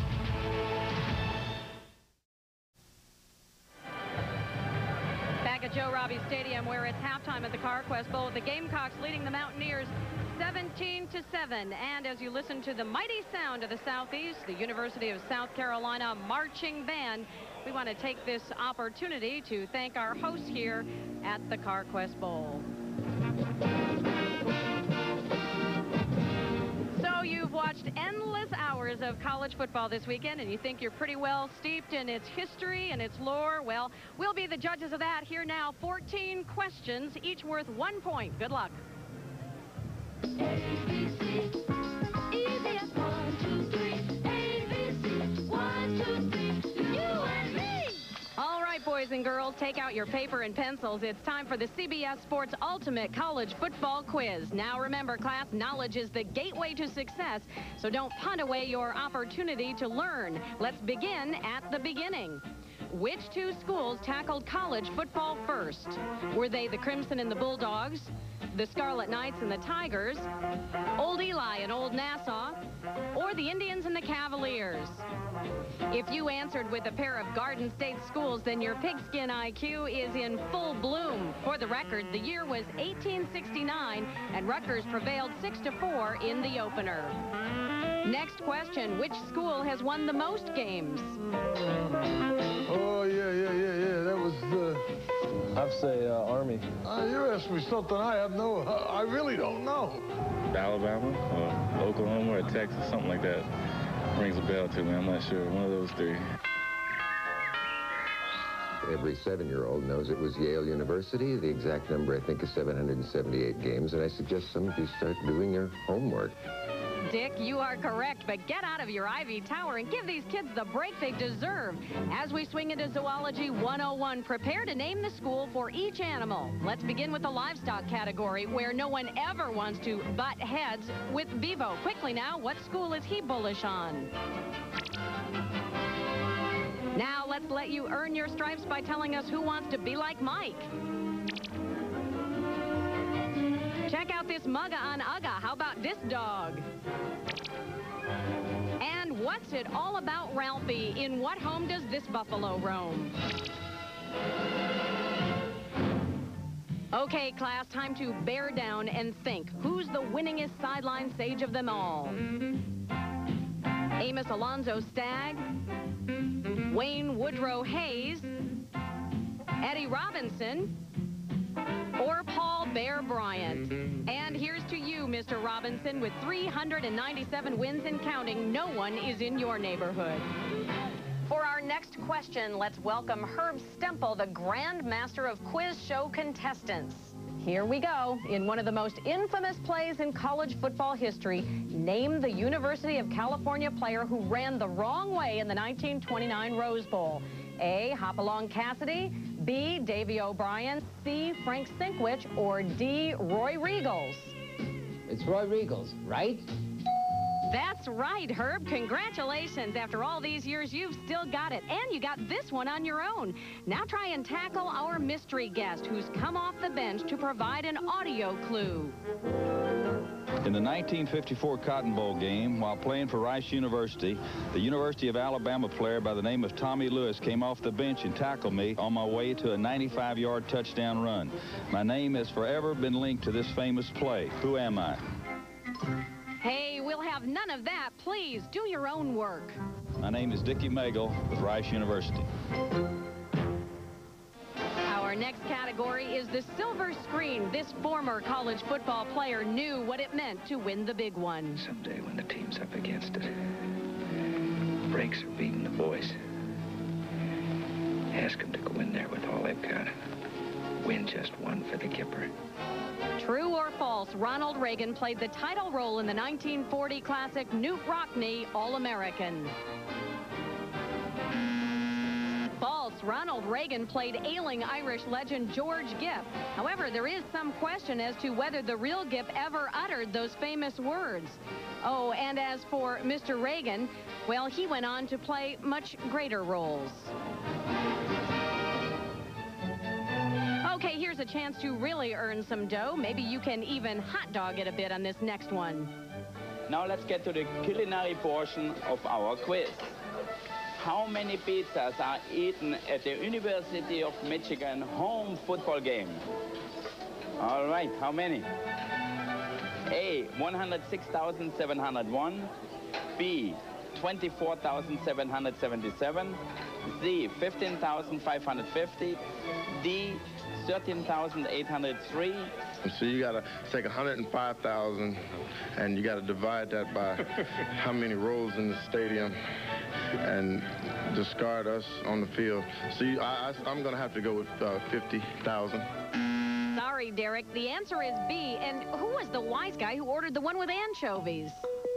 Well, no quiz show would be complete without today's leading teleprompter. How about a warm welcome for Alex Trebek? Thanks, Andrea. The category today is the Heisman Trophy. And for 1 point, the answer is he is the only player to win the Heisman Trophy twice. That's easy, Alex. The only daily double performed in the history of the Heisman was performed by yours truly, Archie Griffin. But I wonder who won the first Heisman Trophy. Well, now, it's funny you should ask that, Archie. For 1 point again, here's the answer. He was the first winner of the Heisman Trophy.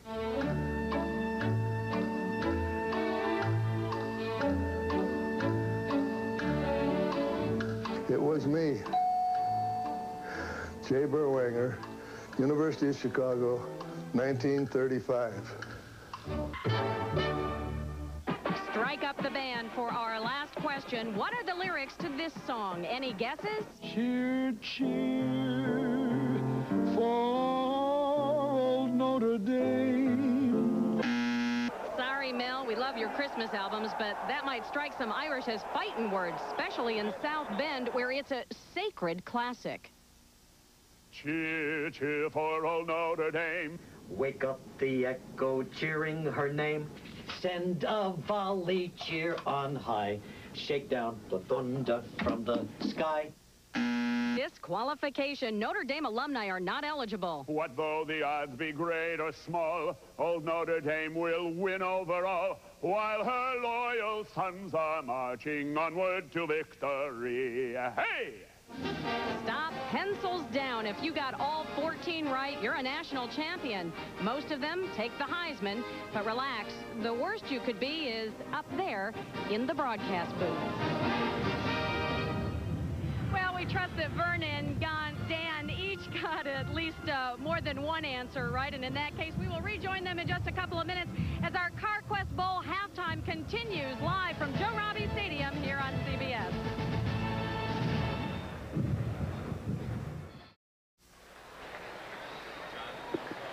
Getting ready now for the start of the second half. South Carolina up 17-7 over West Virginia.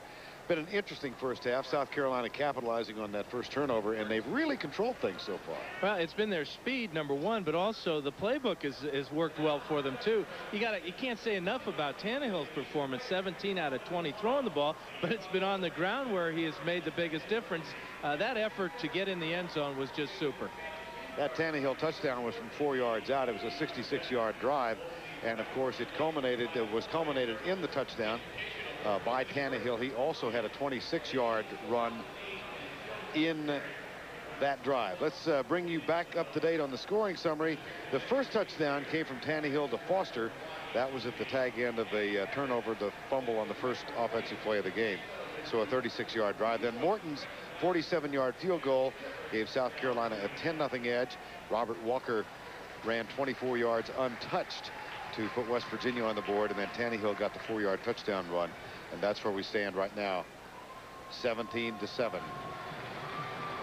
There's the tag end of the touchdown for Steve Tannehill.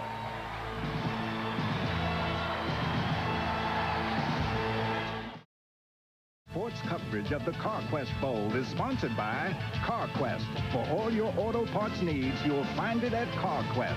Siemens. Depend on Siemens precision thinking.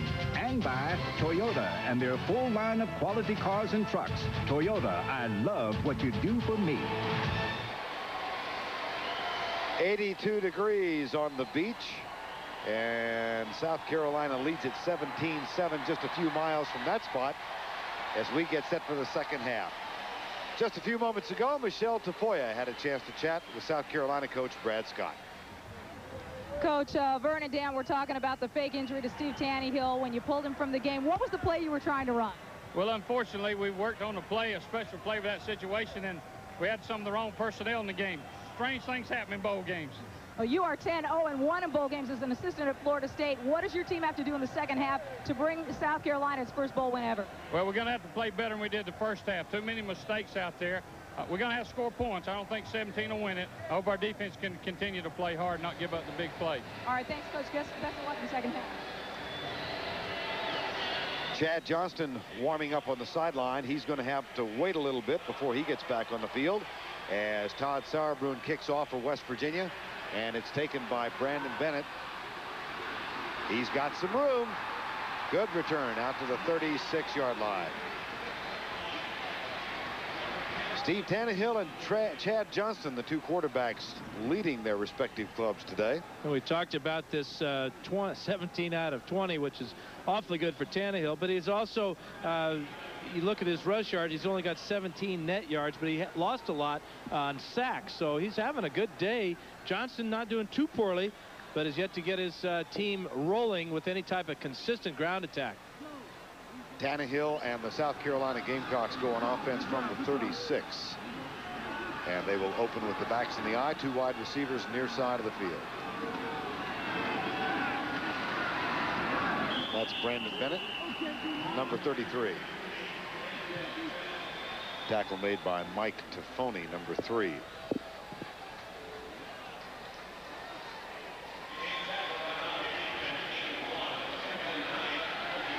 Tafoni wants to go to med school, wants to be an orthopedic surgeon. Told us he likes the challenge of medicine. I'm not so sure I'd want a doctor who's telling me that as a patient I'm a challenge to him, though. Second down and 9. Tannehill looks deep, lobs it up right side, caught out of bounds. That's Stanley Pritchett, number 39.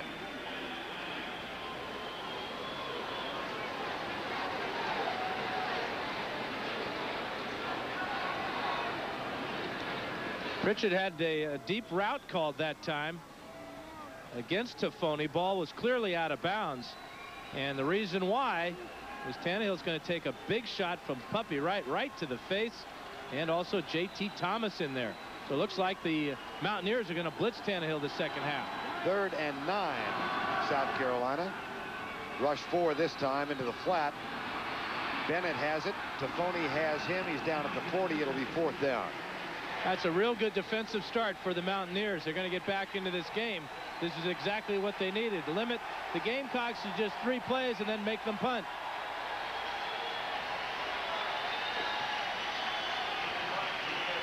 Mike Logan goes back to return the punt of Marty Simpson. And here's Logan. Simpson's second effort of the afternoon. West Virginia holds. They get the ball back in a hurry. Line drive punt. Returnable from the 20.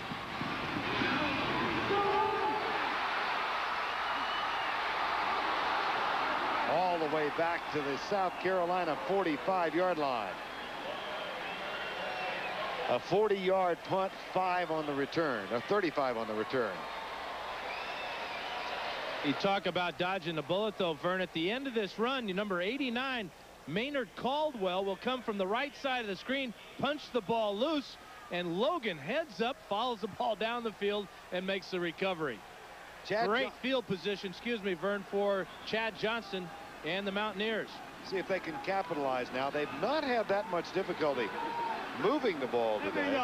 Vanderpool goes wide to the left. Zach Abraham is wide right. Backs in the eye on 1st and 10. Play action. Johnson looks for Abraham. He's got a step.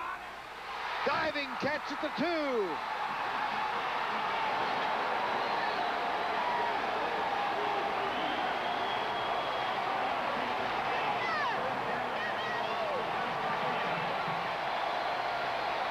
Zach Abraham's not real fast or shifty, but he has the ability to get behind the secondary. Number 3 is Ron Neely. It's just a flat go route, and then the effort at the end of it where he concentrates, watches the ball all the way into his hands, watch his head, watch the ball right into his hands, gives up his legs, does not go into the end zone, but sets up his team on the 3-yard line. Big hit by Eric Sullivan on the quarterback. 1st and goal from the 3, backs in the eye. They fake to Barber, bring the play back, and start it over. Dead ball foul. 2 biggest plays for the Mountaineer offense today have come off of blitzes by the Gamecocks.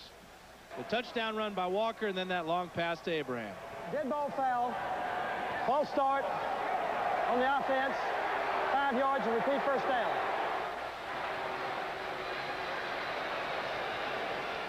Abraham and Vanderpool come back in the lineup now. You know, they marked that ball at the 3-yard line. It looked like when Abraham hit the ground, he was all the way down inside the 2, closer to the 1. But now this penalty moves it back to the 8-yard line. Again, an I formation with 2 wide receivers to the left. They hand it off up the middle, and the gain is negligible. Almost nothing.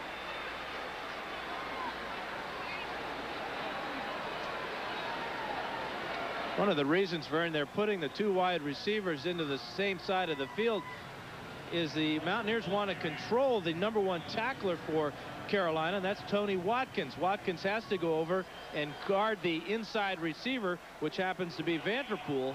So a lot of mismatches and matchups going on here by both teams. Double tight end set now. Chad Wable, number 87, lines up tight to the left. Abraham, the lone wide receiver. Walker splits out wide right. And then the flip to Barber. And he is popped at the 7-yard line. Ron Neely, number 3, perhaps taking out a little of the frustration from having been beaten on that long pass, hits Barber and drives him backwards. And he only gives up about 70 pounds to Barber. About 175, tackling 245. That's a big hit, full speed. Good job, Ron Neely. 3rd and goal, West Virginia at the 6-yard line of South Carolina. Vanderpool and Abraham wide left, Walker split wide right. That's the tight end Purnell in motion. Now sets right. Flags are down, catch is made in the end zone. And I believe this will be against South Carolina. Purnell with the catch. TD if it stands. It looked like South Carolina had crossed the neutral zone, but were they drawn that way? Nope. Now you're all over it, Vern. The motion seemed to confuse Carolina when Purnell reset. Right side of the screen, this guy is in the neutral zone. That's Abrams. But this catch is right out of the highlight film, looking a lot like an old tight end of mine, Kellen Winslow, laying out in the end zone. Great catch, Lovett Purnell.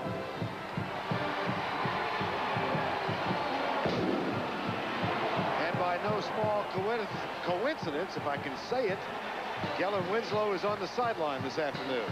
Purnell had the key block on Walker's touchdown, then watch the effort as he lays out. Great catch.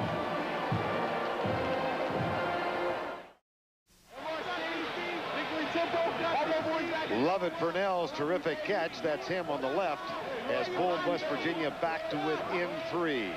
And South Carolina getting ready to return the catch. Mike Logan's 35-yard punt return set up that short drive, and it was Johnston to Purnell for the touchdown. Now here's Sauerbrunn with a kick. Wow. Take that, Brad Deluiso. Right now, let's go to Michelle Tafoya, who's somewhere here in the press box. Michelle? That's right, Vern. I'm just a few booths away from you in the South Carolina radio broadcast room, where Bob Fulton has been the play-by-play voice for the Gamecocks for 43 years. He's one game over 500 in that span. Today, he's broadcasting his last football game. Let's listen in for a couple plays. Coming in at center will be Vincent Dinkins. He has shared center activity today with Paul Beckwith. Gamecocks will line it up in the shotgun. 1st and 10 at the 20 with Cates, Means, Nicklow, and Owens, the 4 wideouts. Pass over the middle, and it's caught in there by Nicklow. He is up to the 30-yard line. Darryl Nicklow on a little delay pattern over the middle, and he's stopped in there by Charles Emmanuel, who's the strong safety for the Mountaineers. That's almost a first down. Bob, that's a 6th pass Nicklow's caught today, and we said earlier he's kind of the go-to guy today, and that's a little unusual. Normally it's been Toby Cates, but Darryl has responded appropriately. 2nd and 1 from the 29. Shotgun again. A pass off the corner, complete to Bennett. He's up to the 32. Hits down as he gets to the 33-yard line. That'll be enough for a 1st and 10. Matt Toffoni, the weak side linebacker, and the middle linebacker, J.T. Thomas, make the hit on the play. So the Gamecocks get a little breathing room out to the 34-yard line. And they'll go to the shotgun again with Cates, Means, Nicklow, and Owens, the 4 wideouts. Canio drops back all the way to the 25, and he's going to be hit and then gets away. Fires one up the middle intended for Toby Cates. And he is covered up there, covered well by Charles Emmanuel. And that is, again, Bob Fulton, 43 years. Today's his last football game. Vern? Okay, Michelle. Bob, you passed the audition. I think that's terrific. First year, 1952, Eisenhower was in office. And I was 1 year old. Tackle made at the 36. And just as a footnote, and not to ignore this, on the other side of the press box is Jack Fleming, who is the voice of the West Virginia Mountaineers, and Jack Fleming isn't retiring. That's why we're not giving him equal time. He's in his 42nd year. He's just a puppy. Boy, in a profession where longevity is not the norm, that's terrific. South Carolina, 3rd down and long. They need to sustain a drive to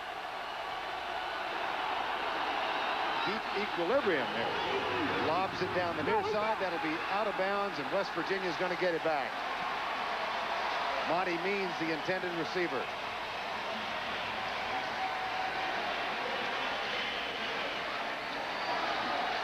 Certainly appears that Don Nehlen's pep talk at halftime, he hit all the right chords. This is a totally different ball game than we had just a half hour or so ago. Carolina just cannot move the ball at all, and again, it appears that West Virginia is going to get excellent field position. Marty Simpson is on to punt. Last one was returned 35 yards. It was a line drive. This one's much higher. but returnable. Logan at the 22. Good downfield coverage. But the Mountaineers scored the last time they had the ball, and they've got it back, trailing by 3. 9:42 to go in the third.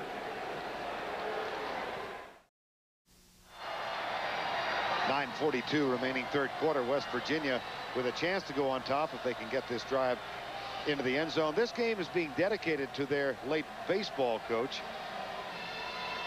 Dale Ramsburg died in November after a short bout with cancer. He was 57 years old. He had been the baseball coach for better than 25 years at West Virginia. And it is to his memory that the football team was chosen to dedicate this bowl appearance. Yeah, the DR stands for Doug Ramsburg, the Rammer, as he was fondly called. Dale Ramsburg. Right.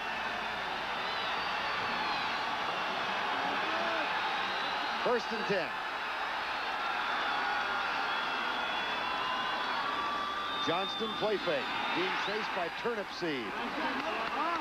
And the catch is made to Lovett Purnell, who's fired up and trying to get the crowd to take a ride along with him. At least half the crowd. That's another great catch.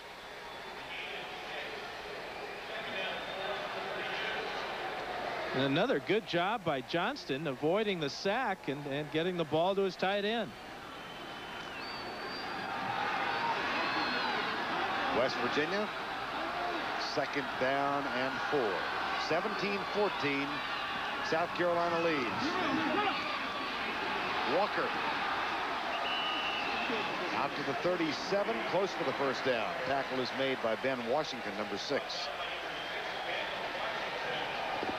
Shots from overhead provided by the Goodyear blimp, based in nearby Pompano Beach. Stars and Stripes. And at the controls, Captain Richard Daniels from Burbank, California. This ball game, Vern, is a lot like the Mountaineers season. They got off to the rough start, but Neyland said it was his senior leadership that really was responsible for them winning 6 of their last 7 games. I think those seniors want to win their very last game. First down and 10 on the last play. Purnell heads to his left. Play fake. Johnson looks for Purnell, has him wide open. Here's Lovett Purnell. Downfield block from Gerald Long. And the big tight end rumbles down to the 43-yard line.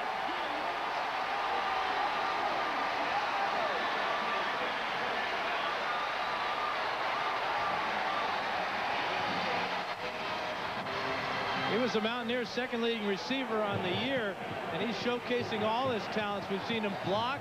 We've seen him lay out for catches. Now, his running ability after the catch. Good job by Long this time. Cutting back across the middle, then finding where the end zone is. Getting in that direction across midfield. That's a gain of 20 and a first down at the 43-yard line. Johnston, draw play. Walker skips over a tackle. A flag is down. This one may come back. We expected to see a lot more of Jimmy Gary today, but Walker was the starter earlier in the year, and he is certainly making a strong bid to be the starter next year. Well, and it was Gary's fumble on the opening offensive play of the game that set up South Carolina's touchdown. He also bobbled another that was negated. Holding on the offense. 10 yards from the spot of the foul. And repeat first down. And it's amazing how coaches will change their mind about a player when they see the ball land on the ground. Neyland obviously is going with Walker because of Gary's inability to hang on. Don Neyland in his 15th year. Of course, his son-in-law is Jeff Hostetler of the Raiders. Married to Don's daughter, Vicky. First down and 17. Johnston with a play fake again. Drills that ball. Caught by Abraham at the 37. Neyland talked about Johnston being a dandy. He likes his dandy strong arm and his mind. 3.5 GPA, but this is a 4.0 arm. Just a high, hard fastball right into the chest of Abram. And that picks up a lot of yards, gets him in a very favorable second and short situation. And 6 of 6 in the second half for the junior from tiny Peterstown, West Virginia. It's a small town of 800 located on the Virginia border. Here's the handoff left to Walker with a stiff arm that misses, but he shakes the tackle and has another first down at the 25. Yeah, earlier in the game, it was a matter of Carolina being quicker and beating the Mountaineers to the punch. Right now, it's just straight power. This is a lot like last night's Orange Bowl game, where in the second half, Nebraska just overpowered Miami, where in the first half, it was the Miami speed. Seeing the exact same type of situation here. Just caught a quick glimpse of Wally Burnham, the defensive coordinator for South Carolina. Leroy White is in the backfield now, number 34 for West Virginia. 17-14. Carolina's lead looks shaky right now. They fake the reverse. Johnston in the end zone for Vanderpool. Caught beyond the end line. Incomplete pass.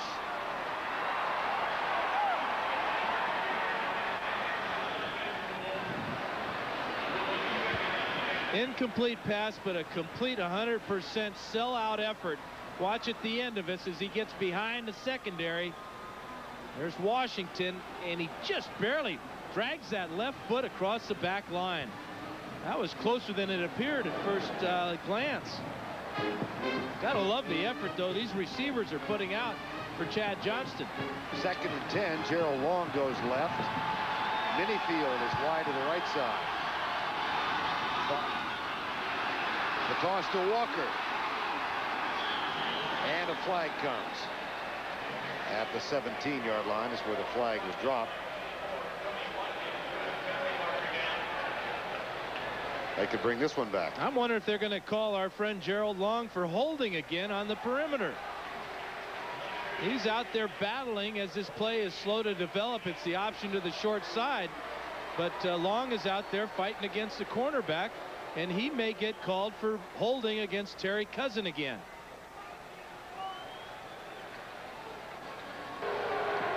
Holding on the offense, 10 yards from the spot of the foul, and repeat 2nd down. Here's Long and Cousin on the outside, 5-on-5.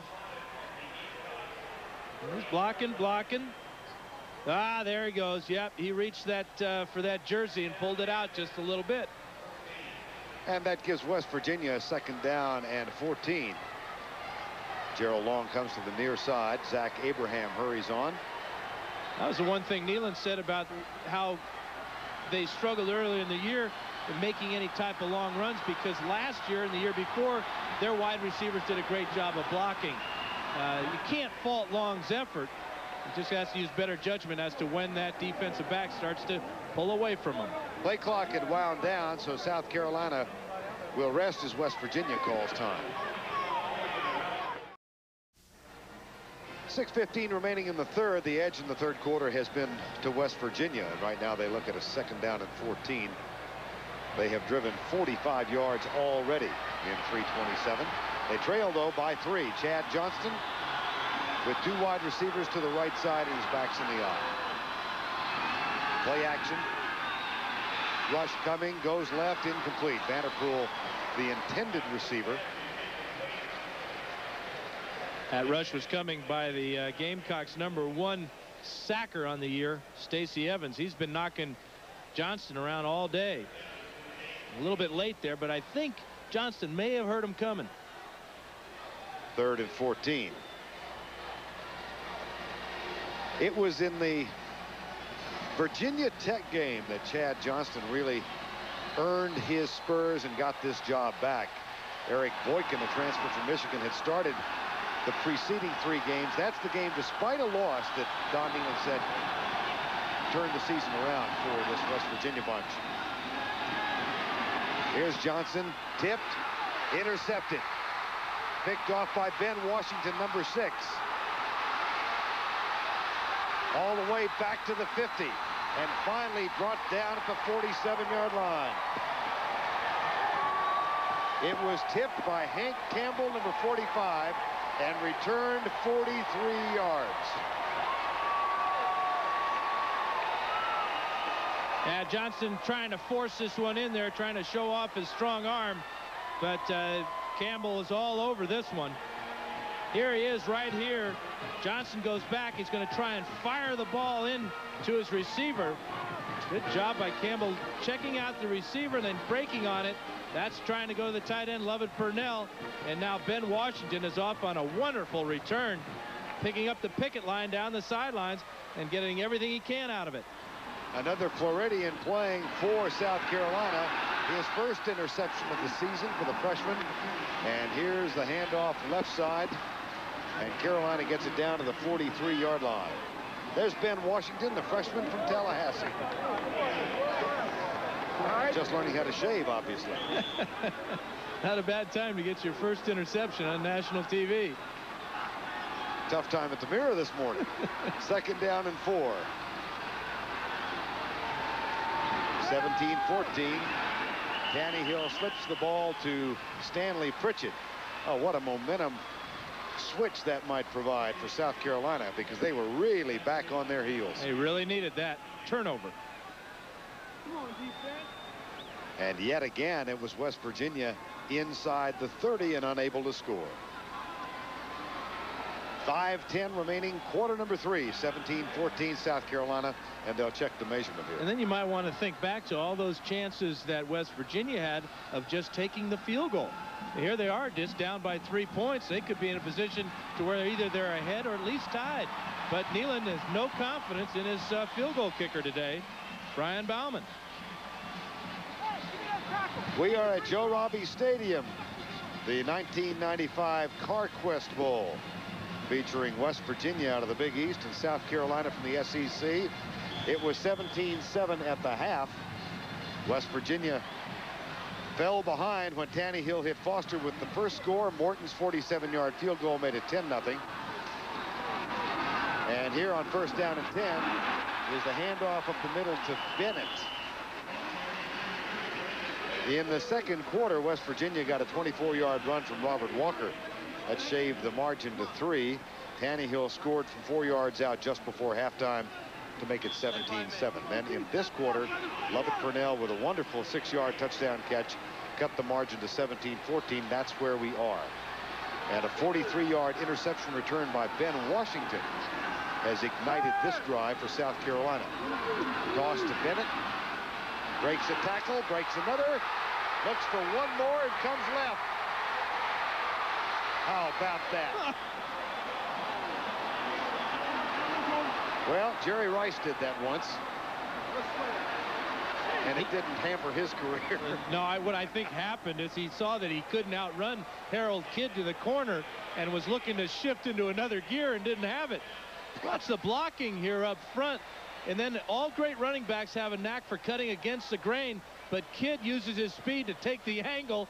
Maybe he was looking to make a celebration dance and hold the ball up in the air, trying to switch it over to his left hand to prepare for a straight arm on Kidd, and he lost the handle. Yeah, he was going to do a Heisman on Kidd, and the ball went kerplunk.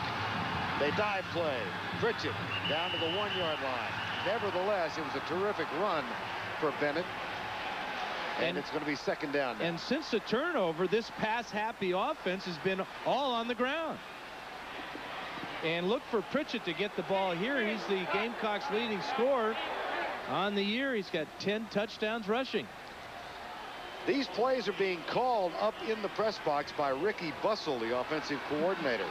This is his last game at South Carolina. He joined Brad Scott from Virginia Tech. He's going back to Virginia Tech in a week. And he hopes to go back with a part of the first bowl victory ever for South Carolina. Pritchett down at the 1. Matter of fact, we were talking with Ricky Bussell a couple of days ago. He came from Virginia Tech to join Brad Scott's staff. He just closed on the sale of his home in Blacksburg 3 weeks ago.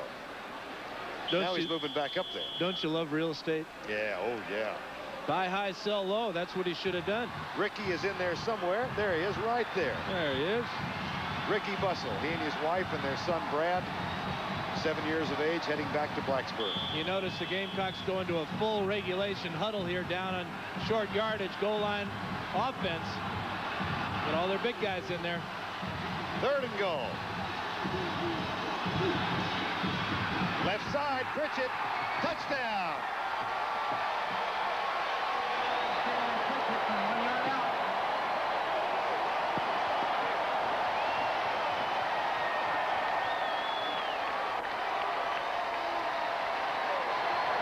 8 in the regular season. He gets one today. And it increases a South Carolina lead over Don Nehlen and the West Virginia Mountaineers.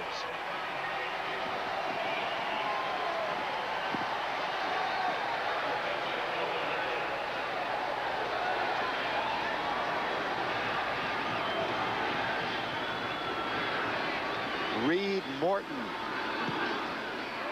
who strained his back making a tackle in the first half, and you see him limping just a little bit. Some question as to whether Pritchett got in or not. Good job on the left side, caving things in, but that knee is down. The ball is over. I say he's in. He broke the plane before that right knee hit the turf.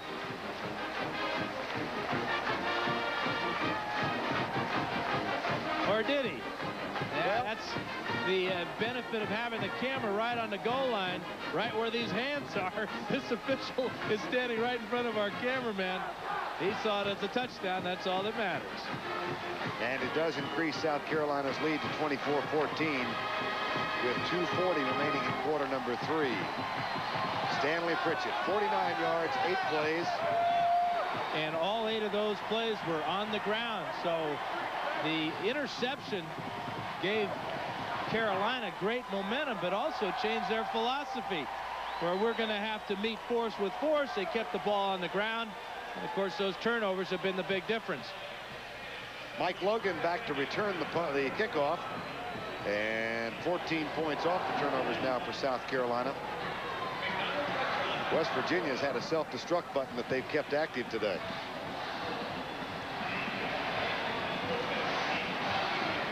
It'll be Simpson kicking off. And Logan and Vanderpool, the deep man. There's Logan. First bowl game in 6 years for South Carolina. This is their 9th bowl appearance overall. They have never won. Here comes Vanderpool. And he is out to the 30-yard line. West Virginia gets it back on offense. NCAA basketball coverage continues on CBS Sunday with freshman sensation Felipe Lopez leading the resurgent Red Storm of St. John's into Hartford. They'll take on Donnie Marshall and the UConn Huskies that Sunday, 2 o'clock on CBS. And near the conclusion of today's game, Dan and I will select a Carquest Auto Parts Player of the Game. Chad Johnston from Peterstown, Virginia, said he almost went to Virginia Tech. He has a stepbrother, Travis Jackson, who plays basketball at Virginia Tech. He is the first homegrown quarterback for West Virginia since the mid-70s. Enormous pride, but a lot of pressure on him. Here's Walker going right. And Walker is cut down at the 37-yard line. And the way this ball game's going, Vern, it's going to be harder to select that player of the game right now. A lot of guys are playing awfully well. Johnston went to that basketball game between Virginia Tech and West Virginia and sat on the Virginia Tech side of the court so he could root for his stepbrother. And he had to take quite a bit of razzing from his buddies and classmates. But that's the way it goes, he says.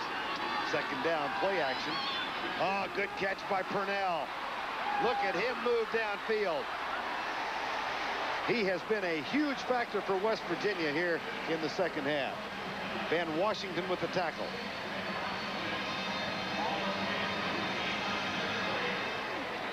Really impressed with the receivers of both teams just reaching out and catching the ball in their hands. This guy's got some athletic ability. Does not want to go out of bounds. Wants to get as much as he can inside the 40. First down and 10 at the 36. Backs in the eye. Johnston slips it to Walker, who has gone over 100 yards in the game. He's had 102 before this carry. Game on for Jimmy Gary after those 2 fumbles early in the game. Robert Walker with 104 now. A couple of tattoos on the right arm with Chris Click. Those aren't the only tattoos he has. That's the tip of the tattoo iceberg there. Second and 9. That catch by Abraham is good. And he's out of bounds at the 24. Well, this is a segue. Or it's going to be a segue. Or it's not. Well, what it was is a complete pass. And again, it's that out route, Vern, that we talked about. That's about 4 or 5 of those now for Zach Abraham.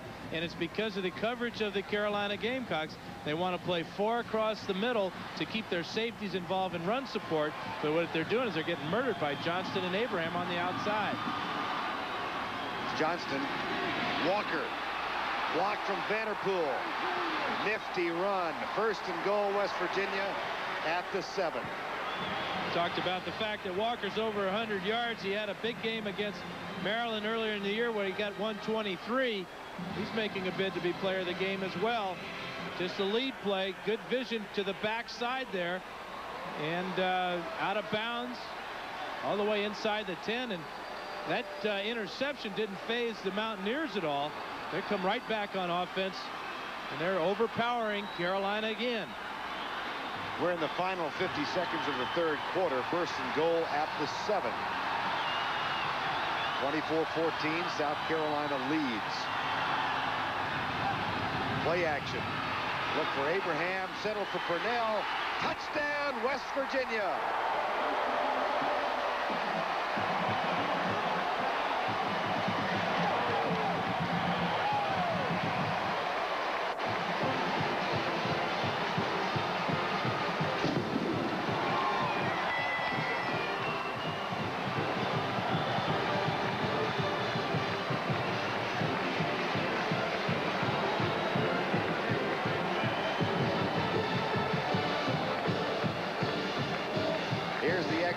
From Bauman, up and good.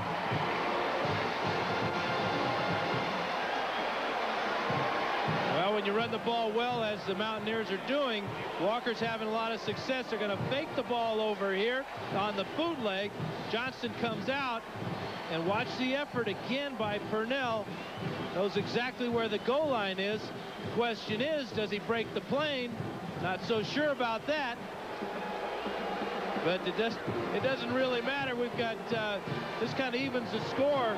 He is down there. The ball is nowhere near crossing the plane, but it goes as a touchdown. And I bet you the same official made that call as made the call previously when Stanley Pritchett did not get in but was ruled in for the score. Really doesn't matter. We've got a heck of a game. Radial keratotomy can fix that. Pardon me? It'll correct your vision. And make glasses unnecessary. I know it was a reach. I thought you were ordering another salad. 24-21. Well, that's a disputed call on either end. Richardson and Bennett are back. Good kick. It'll come out to the 20.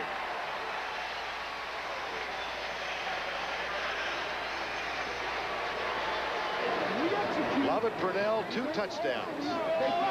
We may have to go to the Carquest people and see if they've got more than just one award to give out. Because Purnell's having a heck of a day along with Walker, and we haven't even talked about the guys on the South Carolina side, and they're still ahead in this game.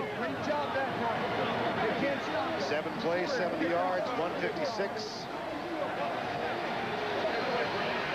And we've still got 44 seconds to go in this quarter.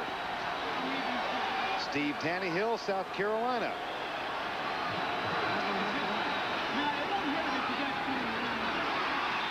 That catch is good.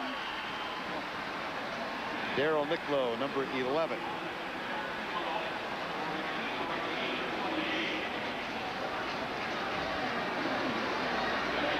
Final 26 seconds of the quarter.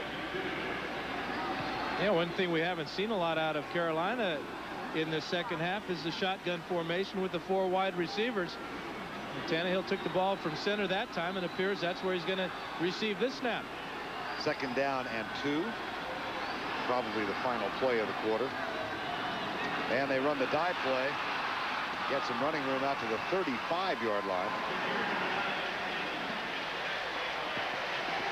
And that's the end of the third quarter with the score, South Carolina 24, West Virginia 21.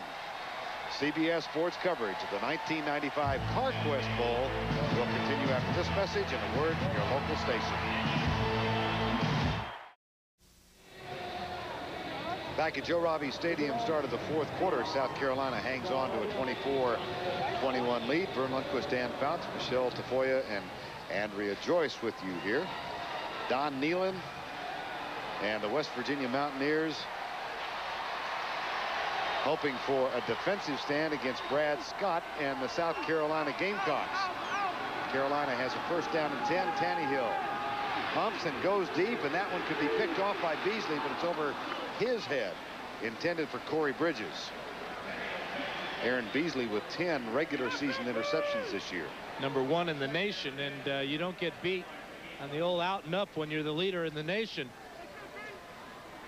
That was the old pump fake to the outside, but when you're #1, you've seen a lot of balls thrown at you, #1, and #2, you've been able to catch the ball. He's been beat deep a couple of times, but was not fooled that one. On second down, another play fake. Look for the screen pass.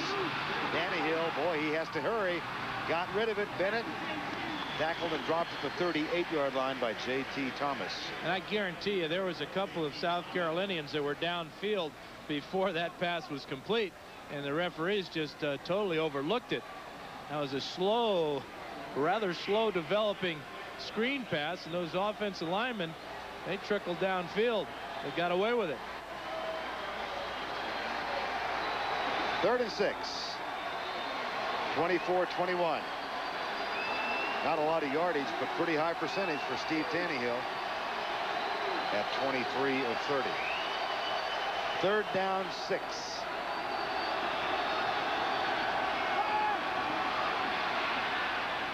Has a man first down. South Carolina will move the sticks. It's Terrell Harris, #9, who hadn't caught a pass before this game. That's his second of the day, and another key one. 3rd down conversions keep the drive alive.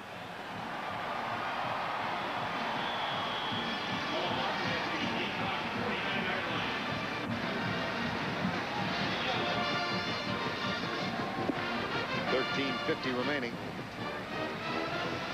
South Carolina trying to win for the first time ever in 102 years. Remember doing their 87 bowl appearance in the Gator Bowl against LSU. Here's Pritchett going left. Watch out. Still rumbling. 1st and goal, South Carolina at the 7-yard line. He ran through the entire Mountaineer defense and then stayed in bounds. This is just great effort. Watch all the people that touch him. 1, 2. 2 go by. 3, 4 right there. And now he's down the sidelines. May have stepped out.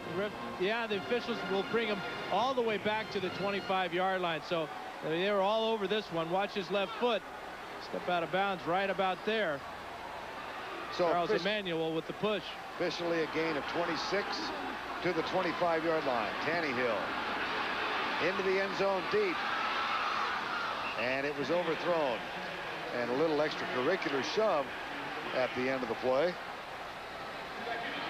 J.T. Thomas defending. JT's a middle linebacker. Yes. He's still, as he's walking now towards the sidelines, so if I'm going to go and run 30 yards, 40 yards down the field, I'm going to shove somebody. Mentioned that Gator Bowl appearance in '87. The quarterback on that team was Todd Ellis. He is now a sideline reporter for the South Carolina Radio Network. And the star wide receiver on that South Carolina team, Sterling Sharp. And if he is watching today, Dan and I both want to wish him the best. What a great, great football player he is. Here's Tannehill, close to the line. Caught, touchdown. Over the line. They're going to bring it back. Kurt Frederick made the catch, but Tannehill had crossed the line of scrimmage. Ball was snapped on about the 26-yard line, And the flag is laying right on the 25, designating that Steve Tannehill was over the line of scrimmage when he hit Frederick for the score. But this one was really, really close. There's the 26-yard line right there. Now let's see where he is when he lets go of the ball. Scrimmage on the offense. 5-yard penalty.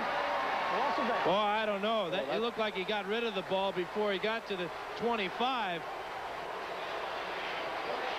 Tough to tell from that angle. He knew he was close, and now he sees the flag. That's a 5-yard penalty and loss of down. And loss of 6 points. That'll bring up 3rd and 15 with 13-13 remaining.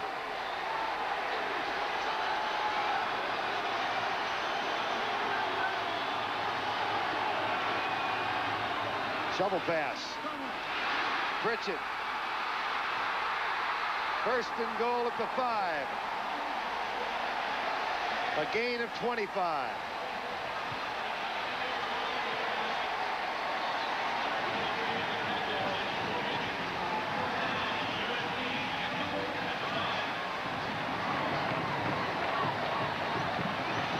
This works because of the blitz by the Mountaineers, and Pritchett almost fumbled the ball, but he certainly knows where the goal line is. He headed straight for it. Huge play. Number 1 to come back from the penalty. Questionable call that was. And to pick up all that yardage and set up his team at about the 5-yard line. Reggie Alexander takes his spot in the backfield. Alexander wears number 30, 1st and goal at the 5. Frederick goes wide to the left, a former quarterback wearing number 16. And Harris is wide right. Play fake. Tannehill. That's going to be down by contact at the 17. J.T. Thomas. I think J.T. was just too tired to get faked out by Tannehill. He pump faked Matt Toffoni off the ground and got around him. But watch J.T. He doesn't go for it. Number 3 is Toffoni, and he's got the quarterback, but he goes for the old fake. And J.T. says, I'm just going to run right through you. That's close to being a fumble. Loss of 12, 2nd and goal from the 17. And the clock still running with, nope, now it's stopped, 12:15 to go. It is stopped because South Carolina has called timeout. So the Gamecocks leading 24-21. They lost 12 on the last play. They've called time. We'll be right back.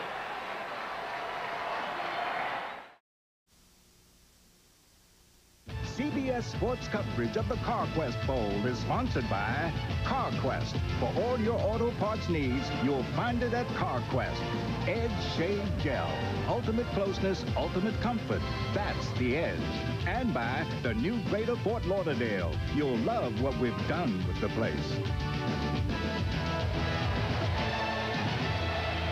We're in the final quarter of the 1995 Carquest Bowl. 12:15 remaining at Joe Robbie Stadium. South Carolina leads it by 3. They've got a 2nd down goal at the 17.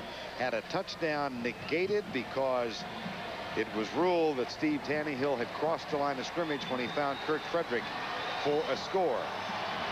Then Pritchett rumbled. Now there's a bit of a trick play. They try a fumble Ruski, and nobody goes for it. Joe Troop is the ball carrier, number 34. And Puppy Wright is the guy that stayed home and made the tackle on the play. This is the play they tried to run earlier when Tannehill faked the injury. But look at here. The ball was snapped between the legs by Bridges to Trope. But there's Puppy Wright with the tackle. And again, they had the right personnel in the game that time. But I got a feeling, Vern, that noise you just heard was the playbook being torn in half, and that play being part of the half that they throw away. That's 0 for 2. 0 for 2 in the same game. Here's Tannehill. He's in trouble.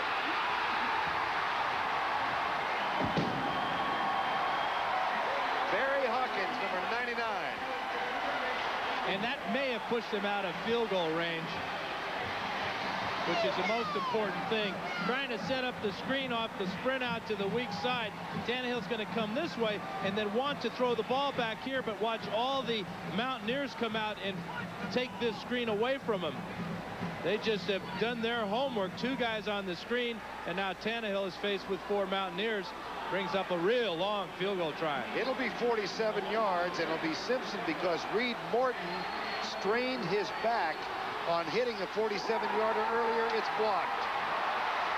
The ball deflected and will come back to the 20-yard line. Significance now that Simpson had the kick because Reed Morton strained his back making a tackle on a kickoff back in the first half. Okay, and then let's go back to that questionable Fumblerooski type of play. That went absolutely nowhere. The fake screen that resulted in the big sack. But before that, the pass play for the touchdown to Kurt Frederick that was brought back because Tannehill was ruled to be over the line of scrimmage. A lot of things happening there. This ball is drilled too low. This never had a chance. It looked like it hit John Browning in the side of the head. Watch how low Simpsons hits this one. Good snap, good hold. And he knew that he didn't have a chance on that one at all. And as a result, West Virginia has the ball back 1st and 10 with 10:40 to go. Walker coming left. Gets a block from Barber. And moves it out to the 45-yard line. A gain of 16.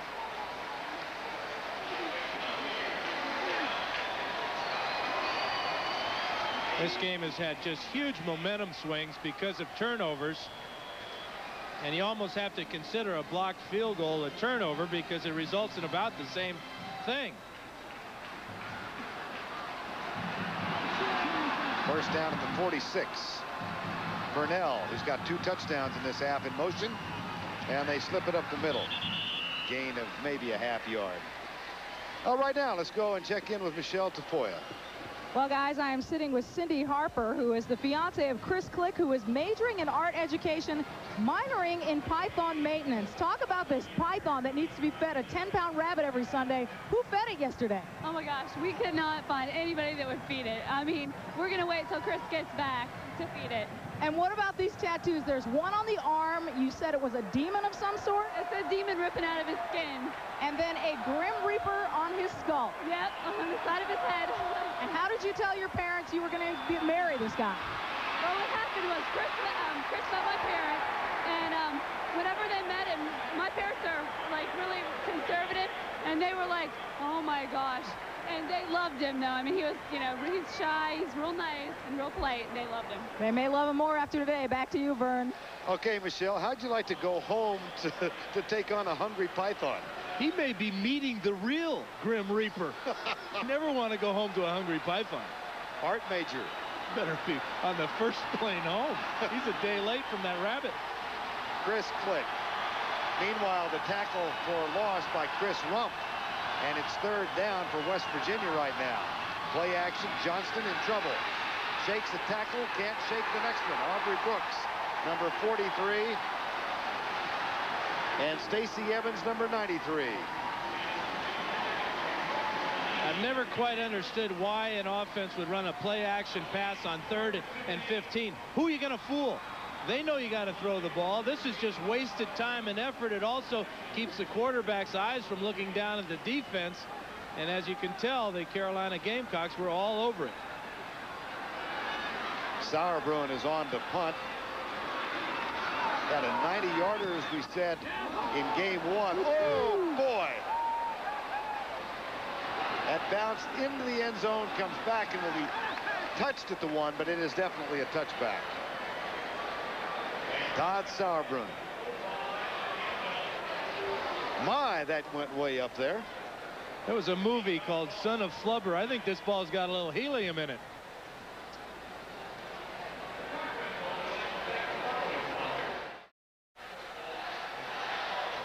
Coming tonight on CBS, we kick it off with The Nanny, followed by Dave's World, Murphy Brown, Sybil, and Chicago Hope, which moves to its new time at 10 p.m. Eastern. That's all tonight on CBS.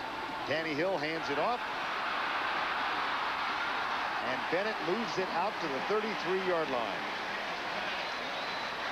Charles Emmanuel, number 2, makes the tackle. Final 8 minutes and 5 seconds.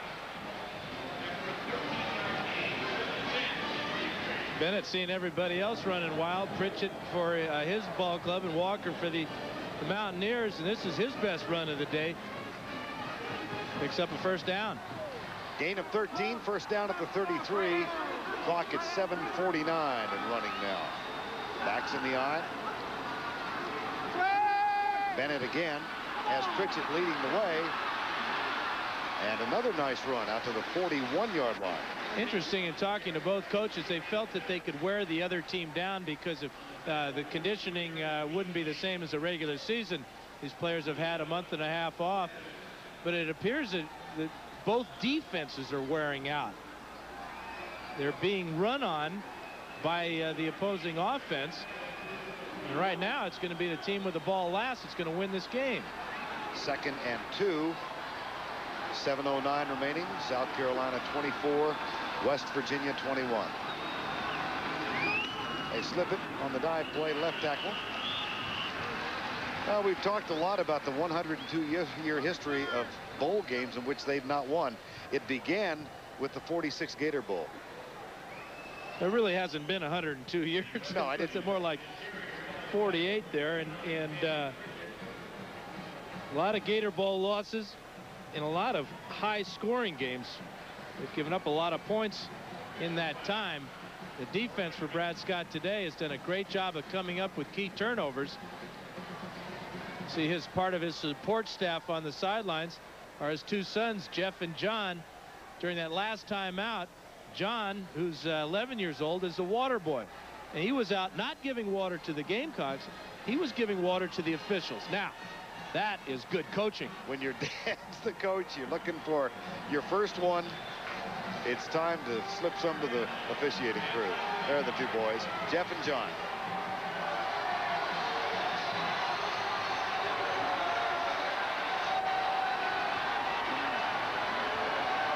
Third and short. Oh, man. J.T. Thomas. And we haven't even talked about defensive players being the player of the game, but this guy has had a heck of an afternoon. This is why you play middle linebacker. This is the type of performance you got to have. Short yardage. Watch number 41 shoot the gap and then send the ball carrier backwards. Brings out the punter. And how big might that play loom? Watch number 41, right side of the screen. He hits Pritchett right in the backfield, and Pritchett goes the other way. Simpson on to punt. Logan will return. He's returned 1 this afternoon of 45 yards.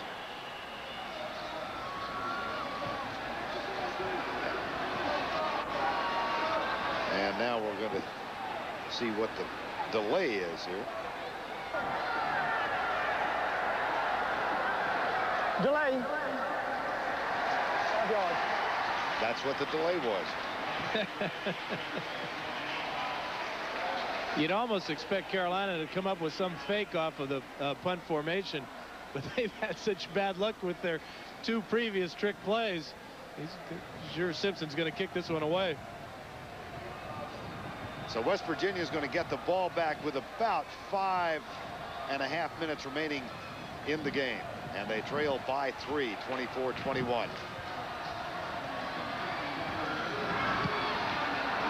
That will be returned, perhaps. No, it's sliced out of bounds. Simpson shanked it left. West Virginia gets it back, trailing by 3.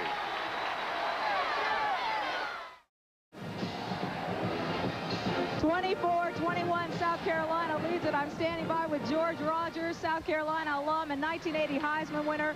What does this team do to need to keep the lead and hold on? Our defense need to keep playing hard. West Virginia seemed like they found a groove, and our defense need to shut them down a little bit.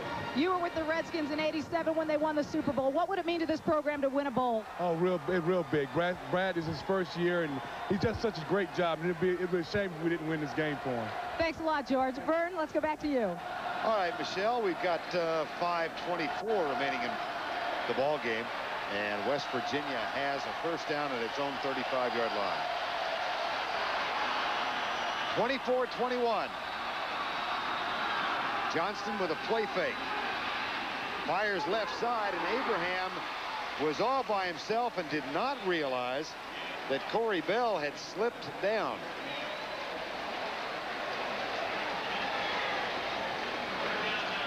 The gain is 14. Well, 26 is Corey Bell. He's got single coverage on Abraham on the outside. And there he goes on the ground. Abraham could have picked up at least 5 more yards, maybe more. 24-21, 5:18 remaining. 1st and 10, West Virginia at their own 49.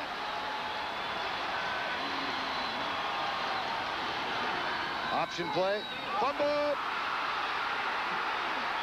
Who got it? I think West Virginia got it back. I think Walker out-muscled Chris Rump for the ball. Looked like Rump had first shot at it. And Walker has a little bit more motivation and desire knowing that he dropped it. He beat Chris Rump to it. Watch Rump, 58. Ball's on the ground right there.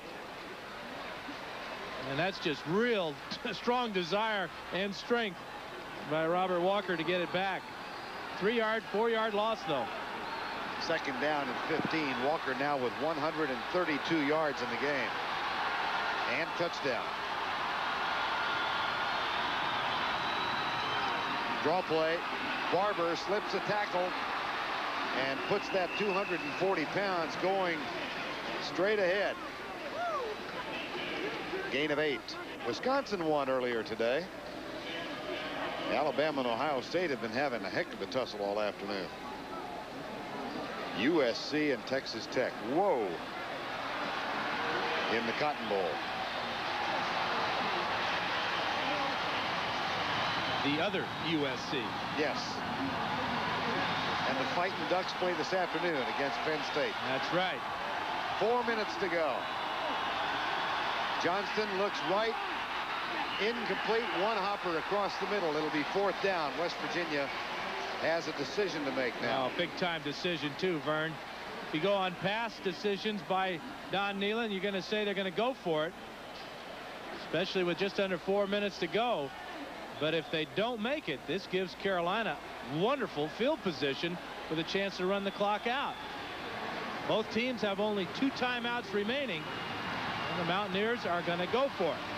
4th and 7. Under 4 minutes remaining. West Virginia down by 3. They have the ball at the Carolina 46-yard line. Play action, fired it incomplete. Intended for Rashawn Vanderpool. And he thinks he was held up. He thinks he was held up by Tony Watkins. This pass was underway so quickly, Watkins may have got away with one. Right side of the screen. Watkins knocked Vanderpool off his route, but did not interfere with him, and Carolina takes over in great shape.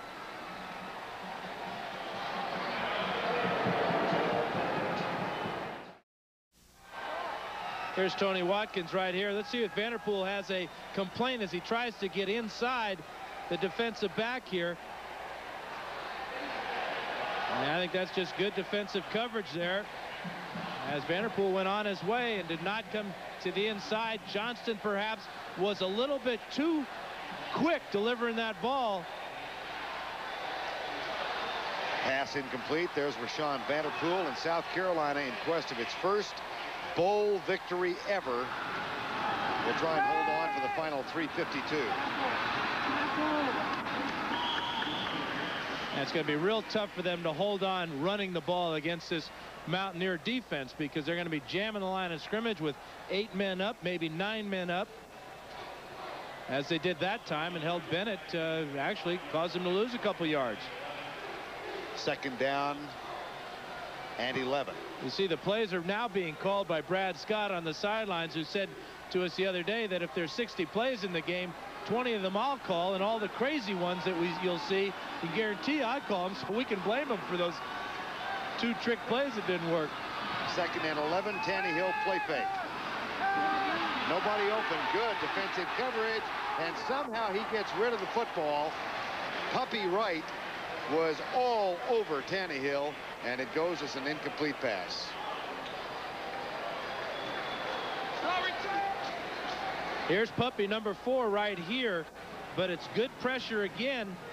Gamecocks are going to try and fake the run, but Puppy is just relentless. And Tannehill does just an outstanding job of getting the ball to an eligible receiver in Stanley Pritchett. That is close to being thrown to just anybody. Toby Cates comes to the right side. He's been a non-factor today. He's the leading receiver and Steve Tannehill's favorite throughout the season. Shovel pass again. Pritchett breaks loose. Oh, what a huge play. First down, South Carolina.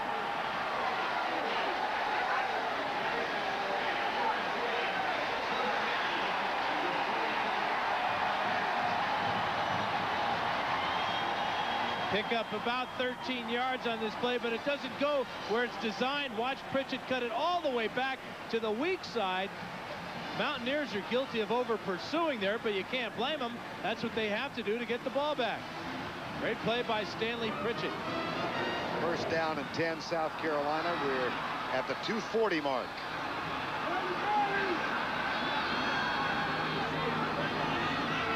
Now they'll try and keep it on the ground. And Bennett picks up about 3 inside the 40 to the 39. Timeout, West Virginia. That's a smart call. They got to start stopping that clock. They only have 1 after this, though. 2.5 minutes to go. Clock is stopped with 2 minutes and 29 seconds remaining in the game. South Carolina up by 3. Back at Joe Robbie Stadium, today's overhead shots are there. Second down.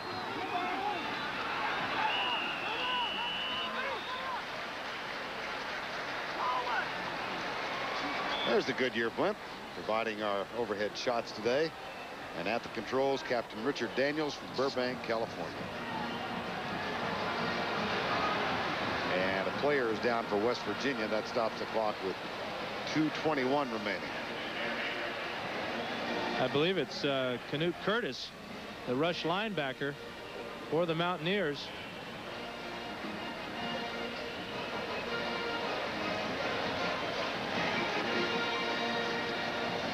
Tis Curtis. Tannehill talks it over with Brad Scott.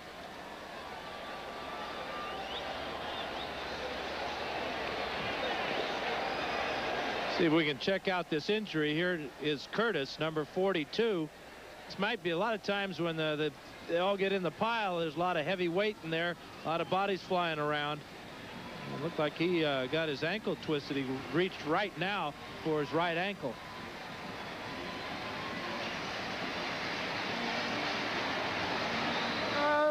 Be a 3rd and 3. Canute. Curtis comes to the near side. I think both of these teams have a real bright future next year. They have played extremely well today. They have a lot of young guys on both squads.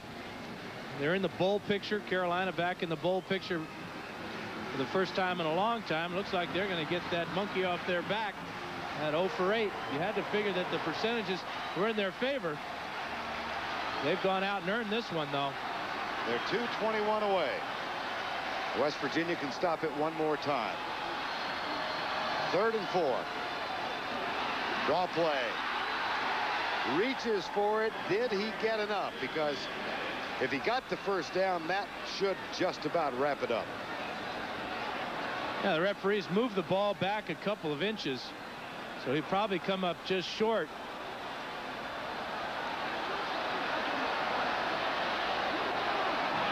Take a look and see just how close this one is. Heck of an effort at the end of it, though, to reach out for it. Yeah. The referees took some of this back from him. Look, after he hit the ground, they rushed up and moved the ball back. A weak side run that cuts all the way back over the strong side.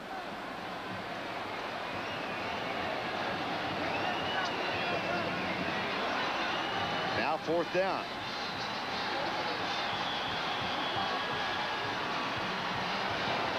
2:10 and the clock running.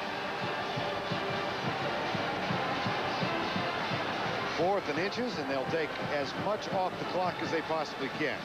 Might even let it wind down. There's 10 seconds, 9, and then call timeout. I think that's what he's got in mind. Real good clock management, Vern. Use as much time as possible. It doesn't matter if you call a timeout. Important thing is to know exactly what play you're going to run. Let those big hosses up front get a little water. Get ready to go. Steve Tannehill and Brad Scott. Carolina's 151 away from the win.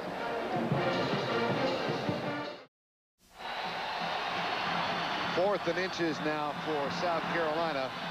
They'll go for it with 1:51 remaining, and that should do it. First down, South Carolina. West Virginia, by the way, cannot stop the clock during the injury. They were charged with the timeout, so they are out of timeouts. And they're out of luck. Pritchett's had a heck of a game. Short yardage. Remember, he scored on this exact same play to the left side. Just overpowered the right side of the Mountaineer defensive line. 1:32 to go. 24-21.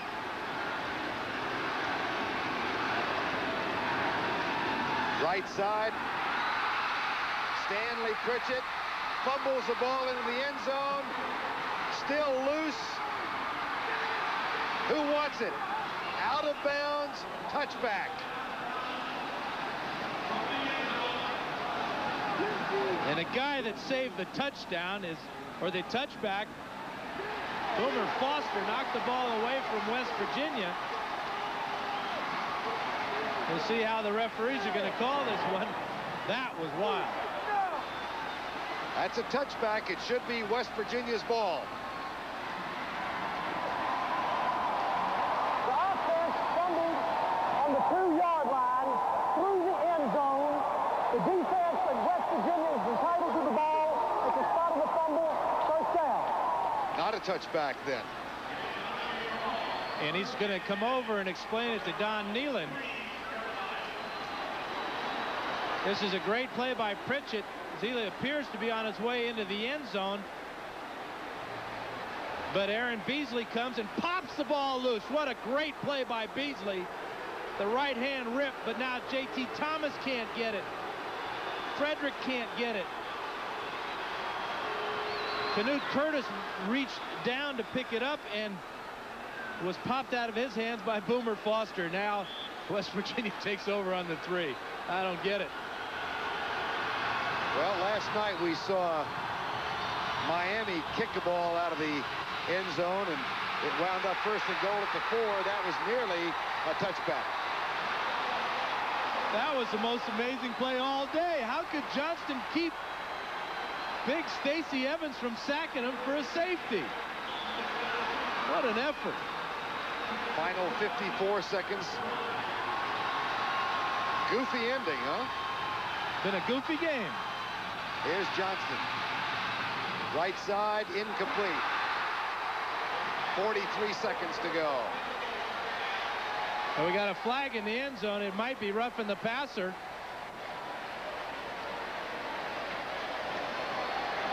As Johnston was leveled.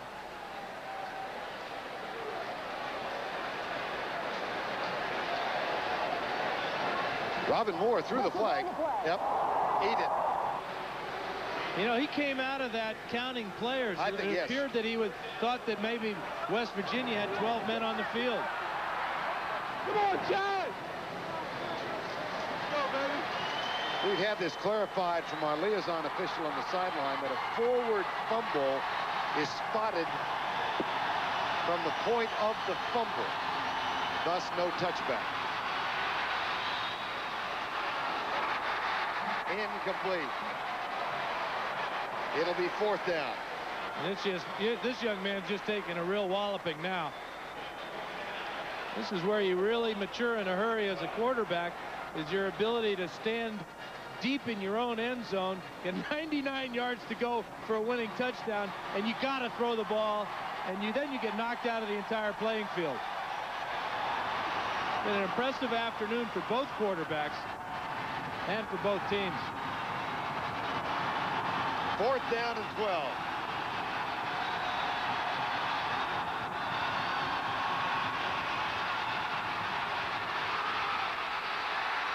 Got it to Barber. But it's not enough, and the ball goes back to South Carolina. And they can start lining up at the airport in Columbia because the Garnet and Black are coming home with their first bowl win. Chad Johnston, meanwhile, valiant in the end zone. He's a pharmacy major.